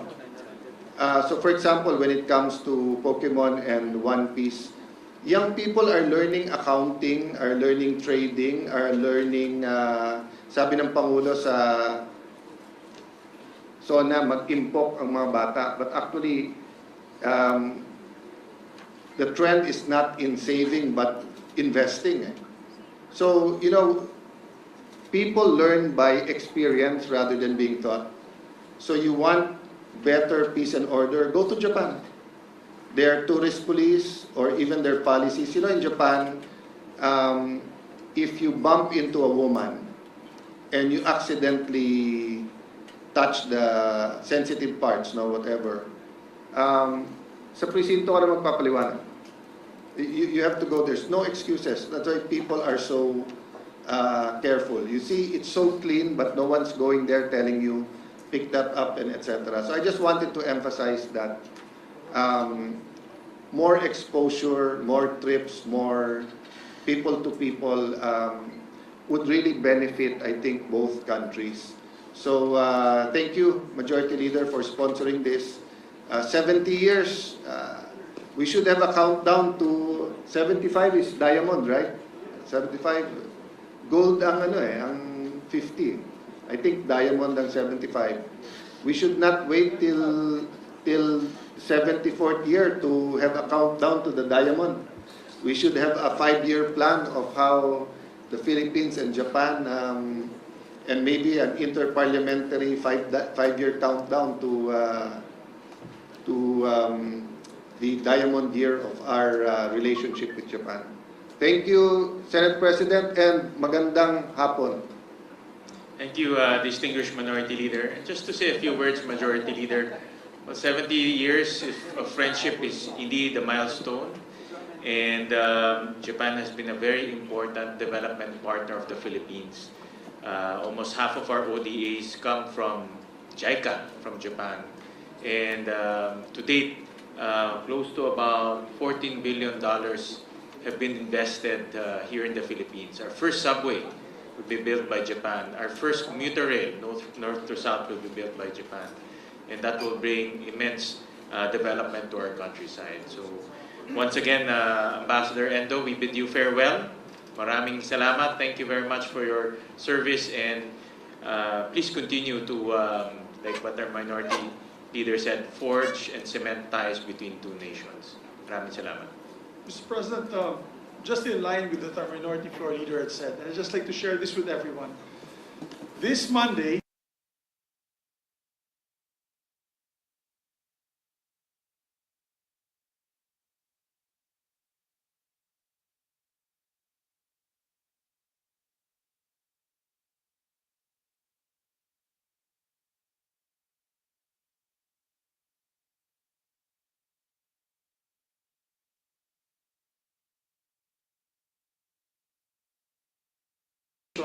and as I mentioned earlier during my speech earlier, they're the same people who visit us, are the same people who fight for us when we need assistance, help in terms of defense cooperation, economic participation, and trade with Japan.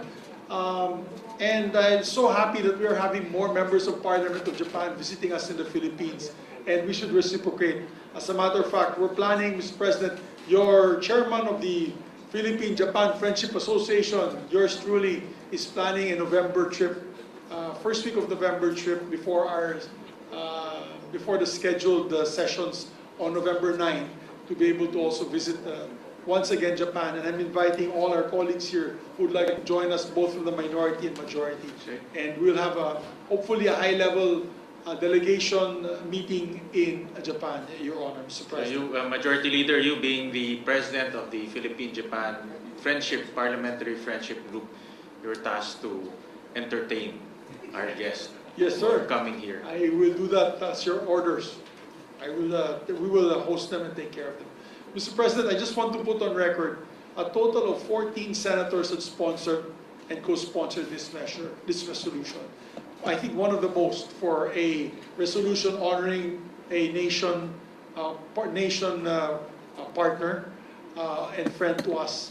I just want to let the ambassador know that usually when we have we're celebrating an anniversary for a friendship of another country, marami na po yung 5 na magtatayo, no? 5 would be a lot to stand up and sponsor the measure. We have today a total of 14 senators, and I know a lot more want to co-sponsor this, to show our gratitude to Japan. As mentioned by Senator Alan Cayetano, yung alam niya is Pikachu and the others. Nung bata po kami ni Senator Alan, Bolt is 5, si Steve, Little John, Koji Kabuto, of Mazinger Z. Akala ko po nung bata po ako lahat ng Hapon ay ganun yung itsura. Itsura ni Koji Kabuto. And so, with that, Mr. President, before we adopt the resolution. I'd just like to make one insertion, amendment to the resolution, if possible, with the permission of the body. On page 2, after line 7, we'd like to insert a new paragraph that reads as follows. Whereas the long-standing partnership, mutual trust, and strategic alignment between the Philippines and Japan is further exemplified by high-level engagements, including the historic address of Prime Minister Kishida Fumio before a joint session of the Philippine Congress in November 2023, the first of its kind by a Japanese Prime Minister, and the address of President Ferdinand Marcos Jr. before a joint session of the National Diet of Japan in May 2026, a rare distinction and regarded as a high diplomatic honor. I move to insert Is that. there any objection? Hearing none, the amendment of our Majority Leader is hereby carried. And Mr. President, with the permission of the body, to make all members, all 24 members of this institution, as co-authors and co-sponsors. I so move, Mr. President. All senators are deemed co-authors and co-sponsors of this measure. With that, Mr. President, I move to adopt proposed Senate Resolution number 502. Is there any objection? Hearing none, Resolution 502 is hereby adopted. May I ask for a minute Congratulations. suspension? Thank you, Mr. President. May I ask a minute suspension of our session to give the parchment, the resolution, to our distinguished Honorable Ambassador Endo Casio. Session suspended.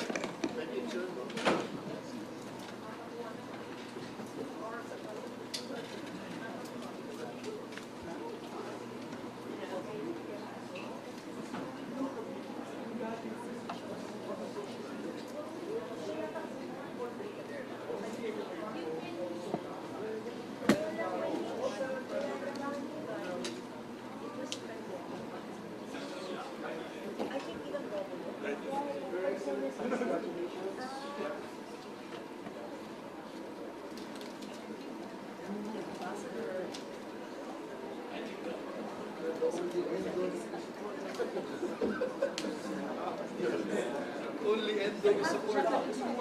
Nasabihin ko sana sa floor, kaya alam baka matawa.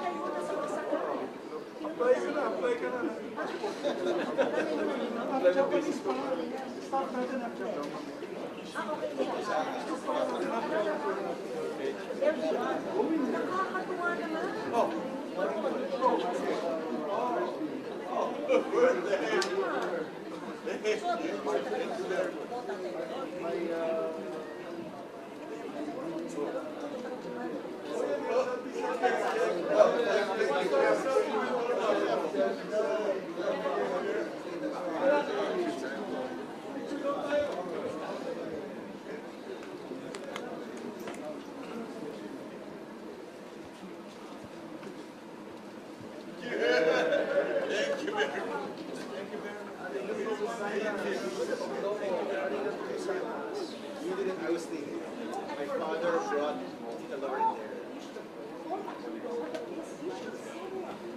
Brought me there to that one. Wine of Rafi is waiting. Maganda farewell. Ayaw po niya maganda farewell para sa kanya. Ayaw po niya umalis. Parang bitin na bitin ko. It's a good guy. You know the wife? When we went to his house, the wife played the Philippine national anthem. Remember, that's when you first met me. But doon kayo nag-funny. Gandang ho. Magaling. Sarap kung pagkain. I hope the next pastor will also sarap.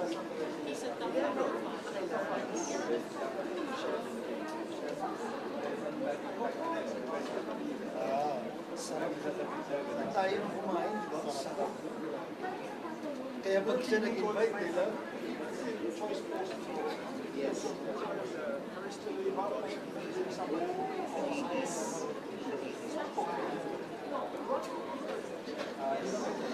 From everywhere.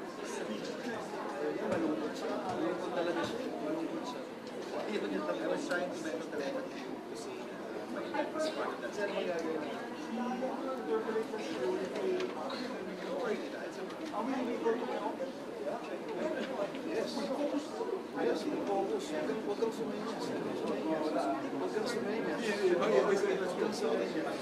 People to people. Hindi, pero ganun mga members of parliament, ako sa most November, sumama ko November boss. Ito sa amin,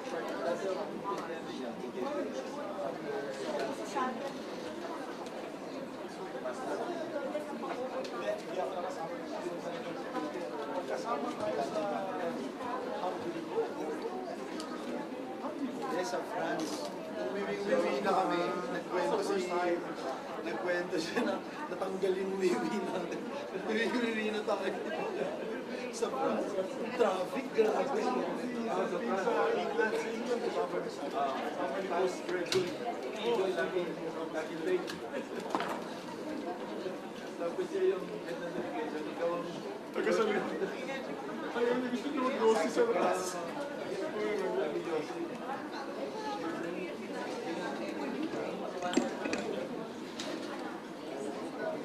Fred? You wanna do what? Okay. Handa si Juan, tsaka Ray. Mag-interpret. Okay ba? Or trabaho mo na ito? Interpretation of phrases.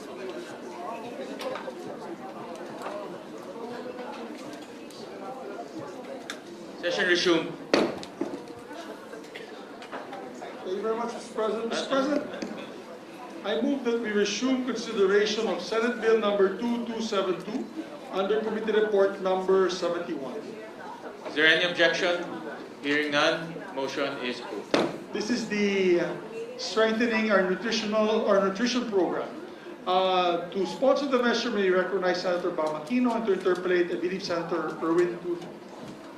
We recognize the sponsor of the measure, Senator Bamakino, and to interpolate, Senator Erwin Tulfo.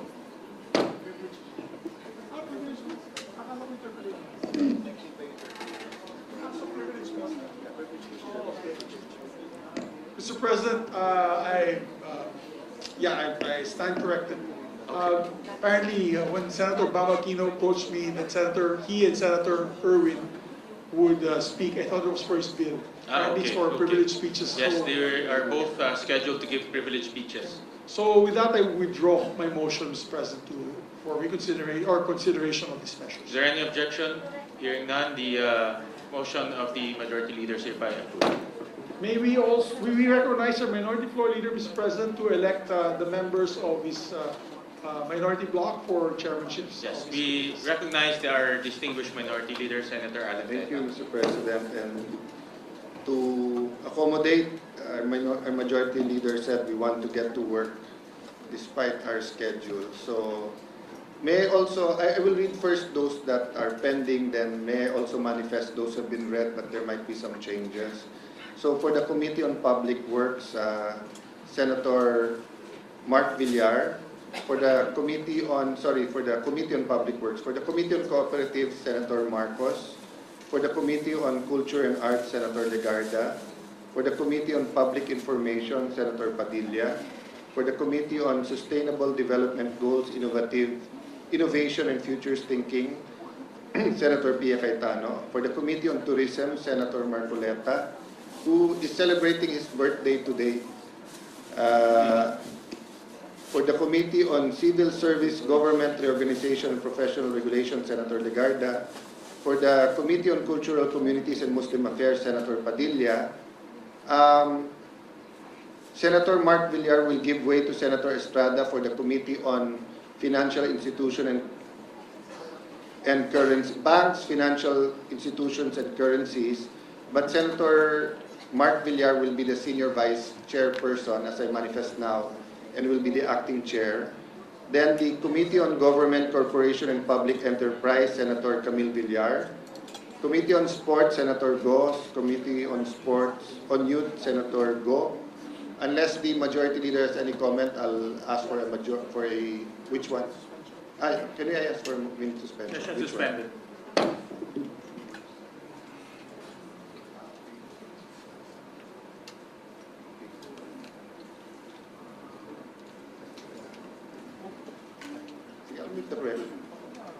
Can I make the correction? I think there's been a confusion with the Committee on Public. Session resumed.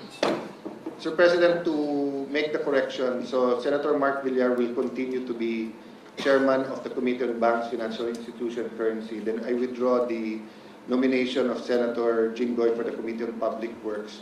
But we're asking the Majority Leader for possible committees for Senator Estrada, and maybe we can discuss it on Monday. Yes.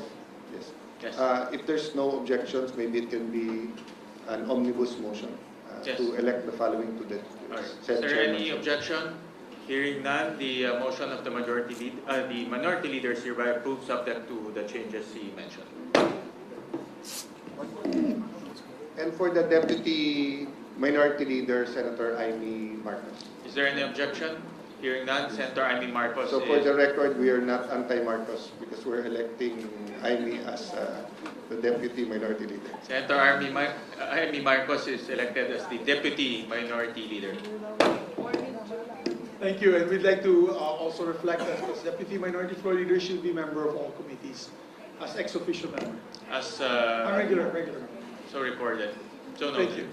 Mr. President, to avail the privilege hour, may we recognize our distinguished colleague from Palawan and Republic of the Philippines, Senator Irwin Tulfo. We recognize our distinguished colleague from Palawan, Senator Irwin Tulfo. Maraming salamat, Ginoong Pangulo. Maraming salamat, Majority Floor Leader. Mahal na Pangulo, mga kasamahan, ang kuryente o elektrisidad ang pangunahing nagpapatakbo sa ating mga tahanan, paaralan, ospital, mga negosyo, at paging sa ating pamahalaan. Sa madaling sabi, kung walang maasahan at abot kayang kuryente, may hirapang umunlad ang ating bayan. Ngunit kamakailan lamang nag-number 1 po ang Pilipinas sa Southeast Asia. Hindi po sa larangan ng sports, hindi po sa larangan ng edukasyon o ekonomiya, kundi last June, we recorded the highest electricity rates in Southeast Asia at 13 pesos to 14 pesos per kilowatt hour. Sa bawat pagtaas po ng singil sa kuryente, nababawasan po ang budget ng pamilyang Pilipino para sa pagkain, pambili ng gamot at pagpapaaral ng mga anak. Every peso added to the electricity bill is a peso taken away from a Filipino family's take-home pay. Mr. President, batid ko na hindi sapat na magreklamo lamang tayo sa mataas na singil sa kuryente. Bilang mga mambabatas, tungkulin nating kumilos para maibsan ang paghihirap ng ating mga kababayan. Accordingly, this representation has filed 3 complementary measures aimed at providing immediate and meaningful relief to Filipino consumers. Una, ang proposed Senate Resolution number 537 na naglalayong imbestigahan ang kasalukuyang pulisiya ng paniningil ng systems loss charge and meaningful relief to Filipino consumers. Una, ang proposed Senate Resolution number 537 na naglalayong imbestigahan ang kasalukuyang pulisiya ng paniningil ng systems loss charge. Ang systems loss ay binubuo ng technical losses na natural na nangyayari sa transmission at distribution ng kuryente. At ang non-technical losses dulot ng illegal connections, jumper, meter tampering at pagnanakaw ng kuryente. Maaring may legal at technical na batayan ng systems loss charge. Ngunit isang bagay ang malinaw, Ginoong Pangulo. Hindi naman po kasalanan ng ordinaryong mamayan ang pagkawala ng kuryente sa linya. Bakit po siya ang magbabayad nito? Ikalawa, ang Senate Bill number 2340 na nag-exempt sa systems loss charge mula sa 12% value-added tax o VAT para sa residential consumer. Sa ating kasalukuyang sistema, may systems loss na, may VAT pa na binabayaran tayo. Binubuwisan po at kailangan daw nating bayaran ang nawalang kuryente na hindi naman po natin nagamit, Ginoong Pangulo. Dobleng pasanin sa ating mga kababayan. Hanggang saan ba dapat ipasa sa consumers ang gastusing ito? Ikatlo, inihain din natin ang Senate Bill number 2339 na naglalayong tuluyang ipawalang bisa na ang energy tax sa ilalim ng Batas Pambansa bilang 36. When this law was passed in 1979, it sought to encourage energy conservation through an additional tax on high residential electricity consumption. Kaso mo, Ginoong Pangulo, iba na po ang panahon ngayon. Hindi na po luho ang kuryente, kundi pangunahing pangangailangan para sa pag-aaral, paghahanap buhay, komunikasyon, pangangalagang pangkalusugan at sa simpleng pamumuhay na may dangal at dignidad ng bawat pamilyang Pilipino. Ang bawat pisong matitipid sa electric bill ay maaaring maging dagdag sa pagkain, gamot, matrikula at emergency fund ng isang pamilya. Ayon mismo sa mga distribution utilities, ang systems loss ay isang regulated pass-through charge kung saan humigit kumulang 5% na karaniwang residential bill ay napupunta rito, habang mahigit 10% naman ay napupunta sa iba't ibang buwis at government charge. Kung may kapangyarihan po ang pamahalaan na suriin ang mga lumang pulisiya at alisin ang mga hindi na makatarungang pasanin, mayroon din po tayong tungkulin para ibasura ito. If we are serious about easing the burden on our people, then we must have the courage to revisit policies that have long been accepted but may no longer be fair, Mr. President. As I conclude, allow me also to acknowledge my fellow senators who have filed similar or related measures. Senator J.B. Ejercito, Senator Kiko Pangilinan, Senator Risa Ontiveros, Senator Lito Lapid, Senator Chis Escudero, Senator Bam Aquino, and Senator Amy Marcos, Senator Rodante Marcoleta, and Senate President Gatchalian. I therefore call on this chamber, both the majority and the minority, to join me, Mr. President, in supporting these measures and in working together toward an energy sector that is efficient, transparent, competitive, and above all, fair to the Filipino people. Maraming salamat po, Ginoong Pangulo. Maraming salamat, Senator Erwin. And it's really about time to revisit the IPIRA bill after many years. At tama ho kayo na kailangan ho natin pag-aralan ulit itong mga ipinapasang charges sa ating mga consumers. Lalo na ngayon na napakataas po ang binibayad po ng ating mga consumers. The highest in ASEAN. So maraming salamat. The sooner we can get this hearing going, the better for our consumers. Senator Bam Aquino, I think you'll also deliver a privilege speech. We recognize the gentleman from Tarlac, Senator Bam Aquino. Maraming salamat. Mga kaibigan, mga kababayan, Mr. President, karangalan ko po ngayon na pag-usapan ang isang bagay na talagang nakakabahala. Ang estado ng ating maliliit na negosyo or MSMEs. Bago pa man po tayo pumasok sa Senado, malapit na po ang maliliit na negosyo sa ating puso. At noong ating unang termino, ang unang batas na napasa po natin ay ang Go Negosyo Act of 2014 na nagbigay ng mas malaking access sa mga maliliit na negosyo sa tinatawag na 3Ms or Money, Market, and Mentorship. Ang Go Negosyo Act po ang nagtatag ng mga negosyo center sa lahat ng syudad at munisipalidad upang mailapit ang mentoring, training, financing at business advisory service sa ating mga maliliit na negosyo. Sinulong din po natin noong unang termino ang Philippine Competition Act na nagbigay ng patas na laban sa mga negosyo at mas matibay na proteksyon sa mga namimili. Kaya napakalaking karangalan po na bumabalik tayo bilang chairperson ng Committee on Trade, Commerce, and Entrepreneurship. At noong Lunes na binuksan ang second session of the 20th Congress, natuwa po kami na isa sa mga pinangalangang priority ni Senate President Win Gatchalian ang pagpapalakas ng ating ekonomiya at pagpapagaan ng pagnenegosyo ng ating mga MSMEs. Ito rin po ay naging panawagan ng Pangulo sa kanyang SONA na tulungan ang mga maliliit na negosyo sa gitna ng krisis ng pagtaas ng presyo ng bilihin, kuryente at krudo. Mr. President, bilang chairperson ng Senate Committee on Trade, Commerce and Entrepreneurship, handa po ang komite na tugunan ang mga pangailangan ng mga maliliit na negosyo na siyang 99% ng lahat ng rehistradong negosyo sa ating bansa.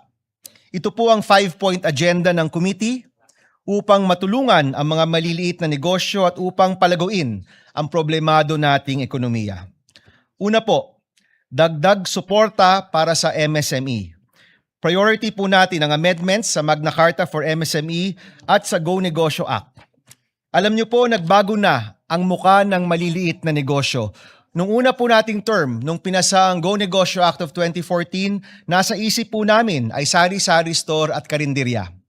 Pero ngayon po, kasama na sa listahan ng MSME ang mga online seller, ang mga freelancer, ang mga content creator, ang ating virtual assistant at maging mga magsasaka at maliliit na food processor. Kasama rin po sa MSME ang ilang startup, social enterprise at iba pang mga makabagong negosyo. Kaya panahon na pong i-update ang mga batas para i-define ang MSME, para mabigyan sila ng tulong at para matugunan ang mga panibagong pangailangan at panibagong anyo ng ating micro, small, and medium enterprises. Kasama rin po dito ang pag-amendya sa ating unang batas noong 2014, ang Go Negosyo Act. Layunin po nating gawing mas makabuluhan ang bawat negosyo center para maging tunay na katuwang ng bawat maliit na negosyo at entrepreneur. Palalawakin po natin ang access to capital, access to microinsurance at iba pang suportang kailangan ng ating maliit na negosyo.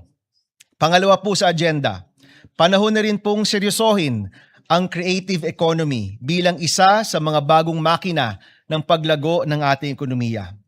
Matagal na po tayong nanonood, nakikinig at natutuwa kapag kinikilala ang mga Pilipino sa pandaigdigang entablado. Mula BINI, SB19, Filipino filmmakers, animators, game developers, Filipino fashion designers, graphic artists, writers, meron pong renewed interest in Filipino culture, food, and creativity. Kaya kailangan po nating suportahan at tulungan ang industriya na ito. Ang inspirasyon po natin ang Coca ng Korea, kung saan saklaw po ng ahensyang ito ang pagpapalaganap ng Korean culture sa buong mundo. Nais po natin makita ang isang ahensya ng ating gobyerno na siyang kumakalinga sa ating Filipino creatives at tumulong sa kanilang expansion dito po sa pandaigdigang entablado. Third agenda po, isang massive local farmer and MSME support and voucher program. Isa po sigurong evolution ng sagip-saka ni Senator Kiko Pangilinan, kung saan ang gobyerno po can leverage its huge budget to buy directly from our local farmers and MSMEs. Ang hangarin po dito ay isang inclusive supply chain na kung saan ang parehas na binibigyan at pinagkukuhanan ay nakikinabang.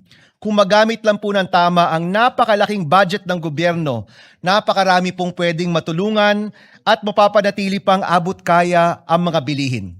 Naisip po natin kung saan pwedeng kunin ang pera.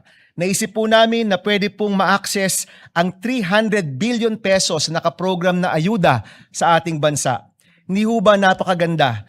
Tumutulong na nga po tayo sa mga kababayan po natin, yung pinagkukuhanan pa po natin ay natutulungan din.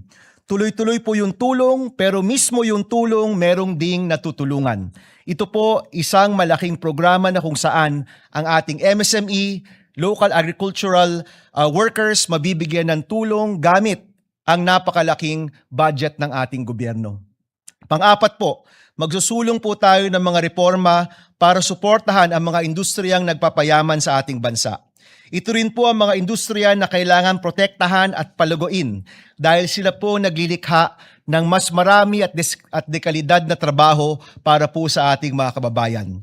Kabilang po dito ang IT BPM industry, ang semiconductor at electronics industry, kasama rin po ang shipbuilding na kasama sa blue economy.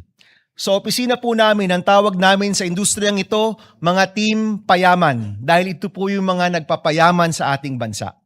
Panglima po at panghuli, magsasagawa po tayo ng mga pandinig upang solusyonan ang mga nagpapahirap sa buhay ng mga maliliit na negosyo. Ito naman po yung team pahirap. Naghearing na po tayo dito, naghearing na po ang Blue Ribbon po noon tungkol po sa mga LOA ng BIR na minsay ginagamit bilang pagkakataon para sa panggigipit at pang-aabuso. Ito po isa sa mga pahirap sa ating maliliit na negosyo. Nandiyon po yung FDA kung saan napakabagal ang pagproseso at nagiging hadlang sa pagpasok ng mga produkto sa merkado. Nandiyan po yung Bureau of Fire kung saan napakaraming reklamo pagdating po sa di makatwirang inspection fee at yung pagbebenta ng mga fire extinguisher at iba pa. Ilan lang po ito sa mga nagpapahirap sa mga maliliit na negosyo na kailangan na pong itigil at hanapan ng solusyon. Mr. President, alam po natin na hindi madali magnegosyo sa Pilipinas.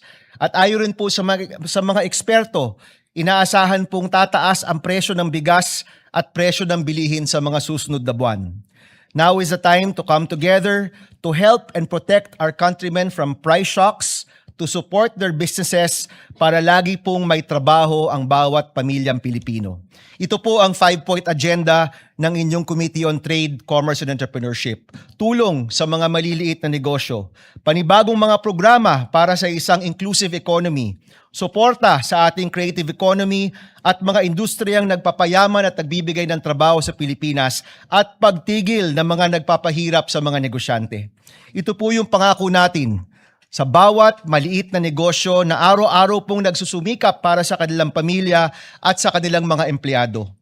Kasama niyo po ang Senado sa paglikha ng mas maraming trabaho, mas maraming oportunidad at mas maunlad na kinabukasan para po sa bawat Pilipino. Maraming salamat, Mr. President, and we hope for everyone's support for these measures. Thank you very much. Maraming salamat, Senator Bam. At yan po ang nakakalungkot.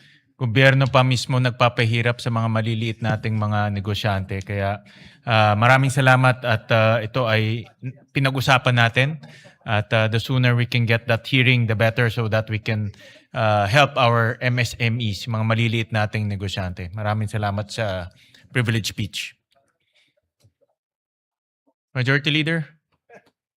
May I just ask for a minute suspension, Mr. President? 1 minute, session suspended.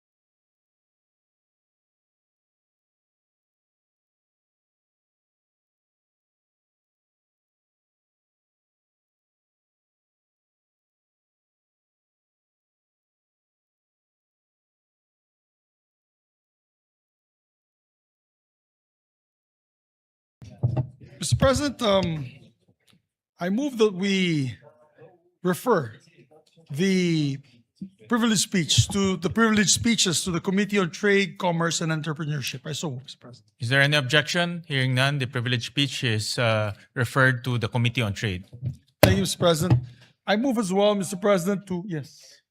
And the Committee on Energy for the speech of Senator Erwin Tulfo. Is there any objection? Hearing none, the privilege speech of Senator Erwin Tulfo is hereby referred to Committee on Energy.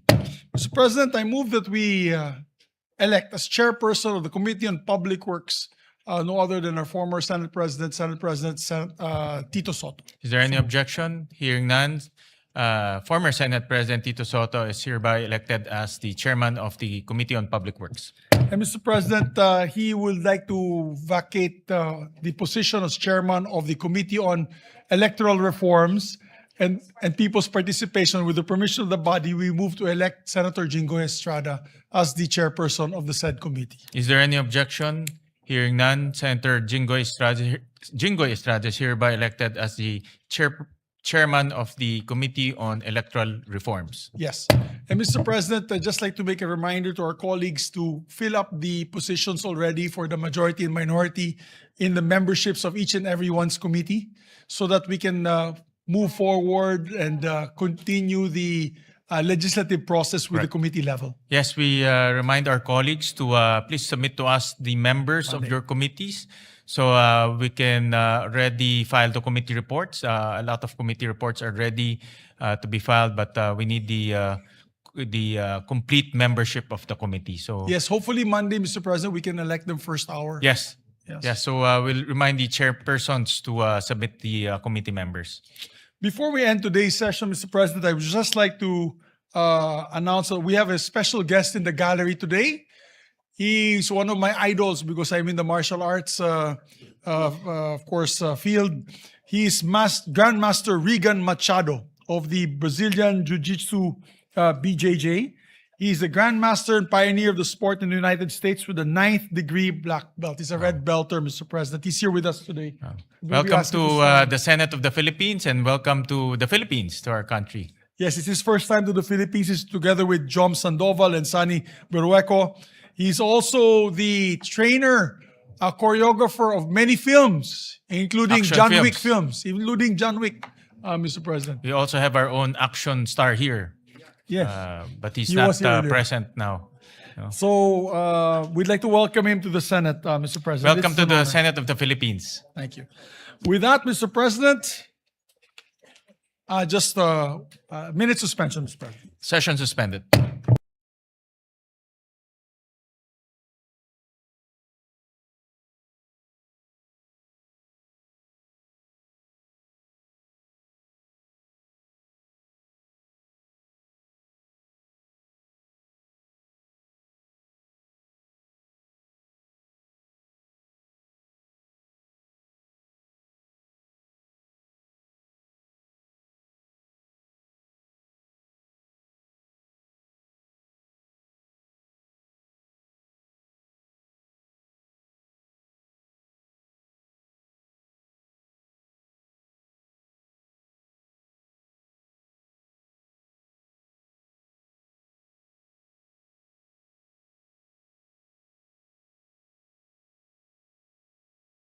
Mr. President, I move with the permission of the body to elect the members of the majority in the Committee on Banks and Financial Institutions and Currencies. Mr. President, the part of the majority, I move that we elect Senator Bam Aquino, Senator Lito Lapid, Senator Kiko Pangilinan, and Senator Erwin Tulfo. Is there any objection? Hearing none, the aforementioned names and senators are duly elected in the Committee of Banks. Thank you very much, Mr. President. Mr. President, I move reference to business next week na. With that, Mr. President, I move that we adjourn session until 4 o'clock in the afternoon on Monday, August 3, 2026. August, Thank you very much, Mr. President. Is there any... 4 o'clock. 4 o'clock, no? Is there any objection? Hearing none, session is adjourned until August 3, 4 p.m. Thank you very much. Thank Mr. you. President. Thank you very much.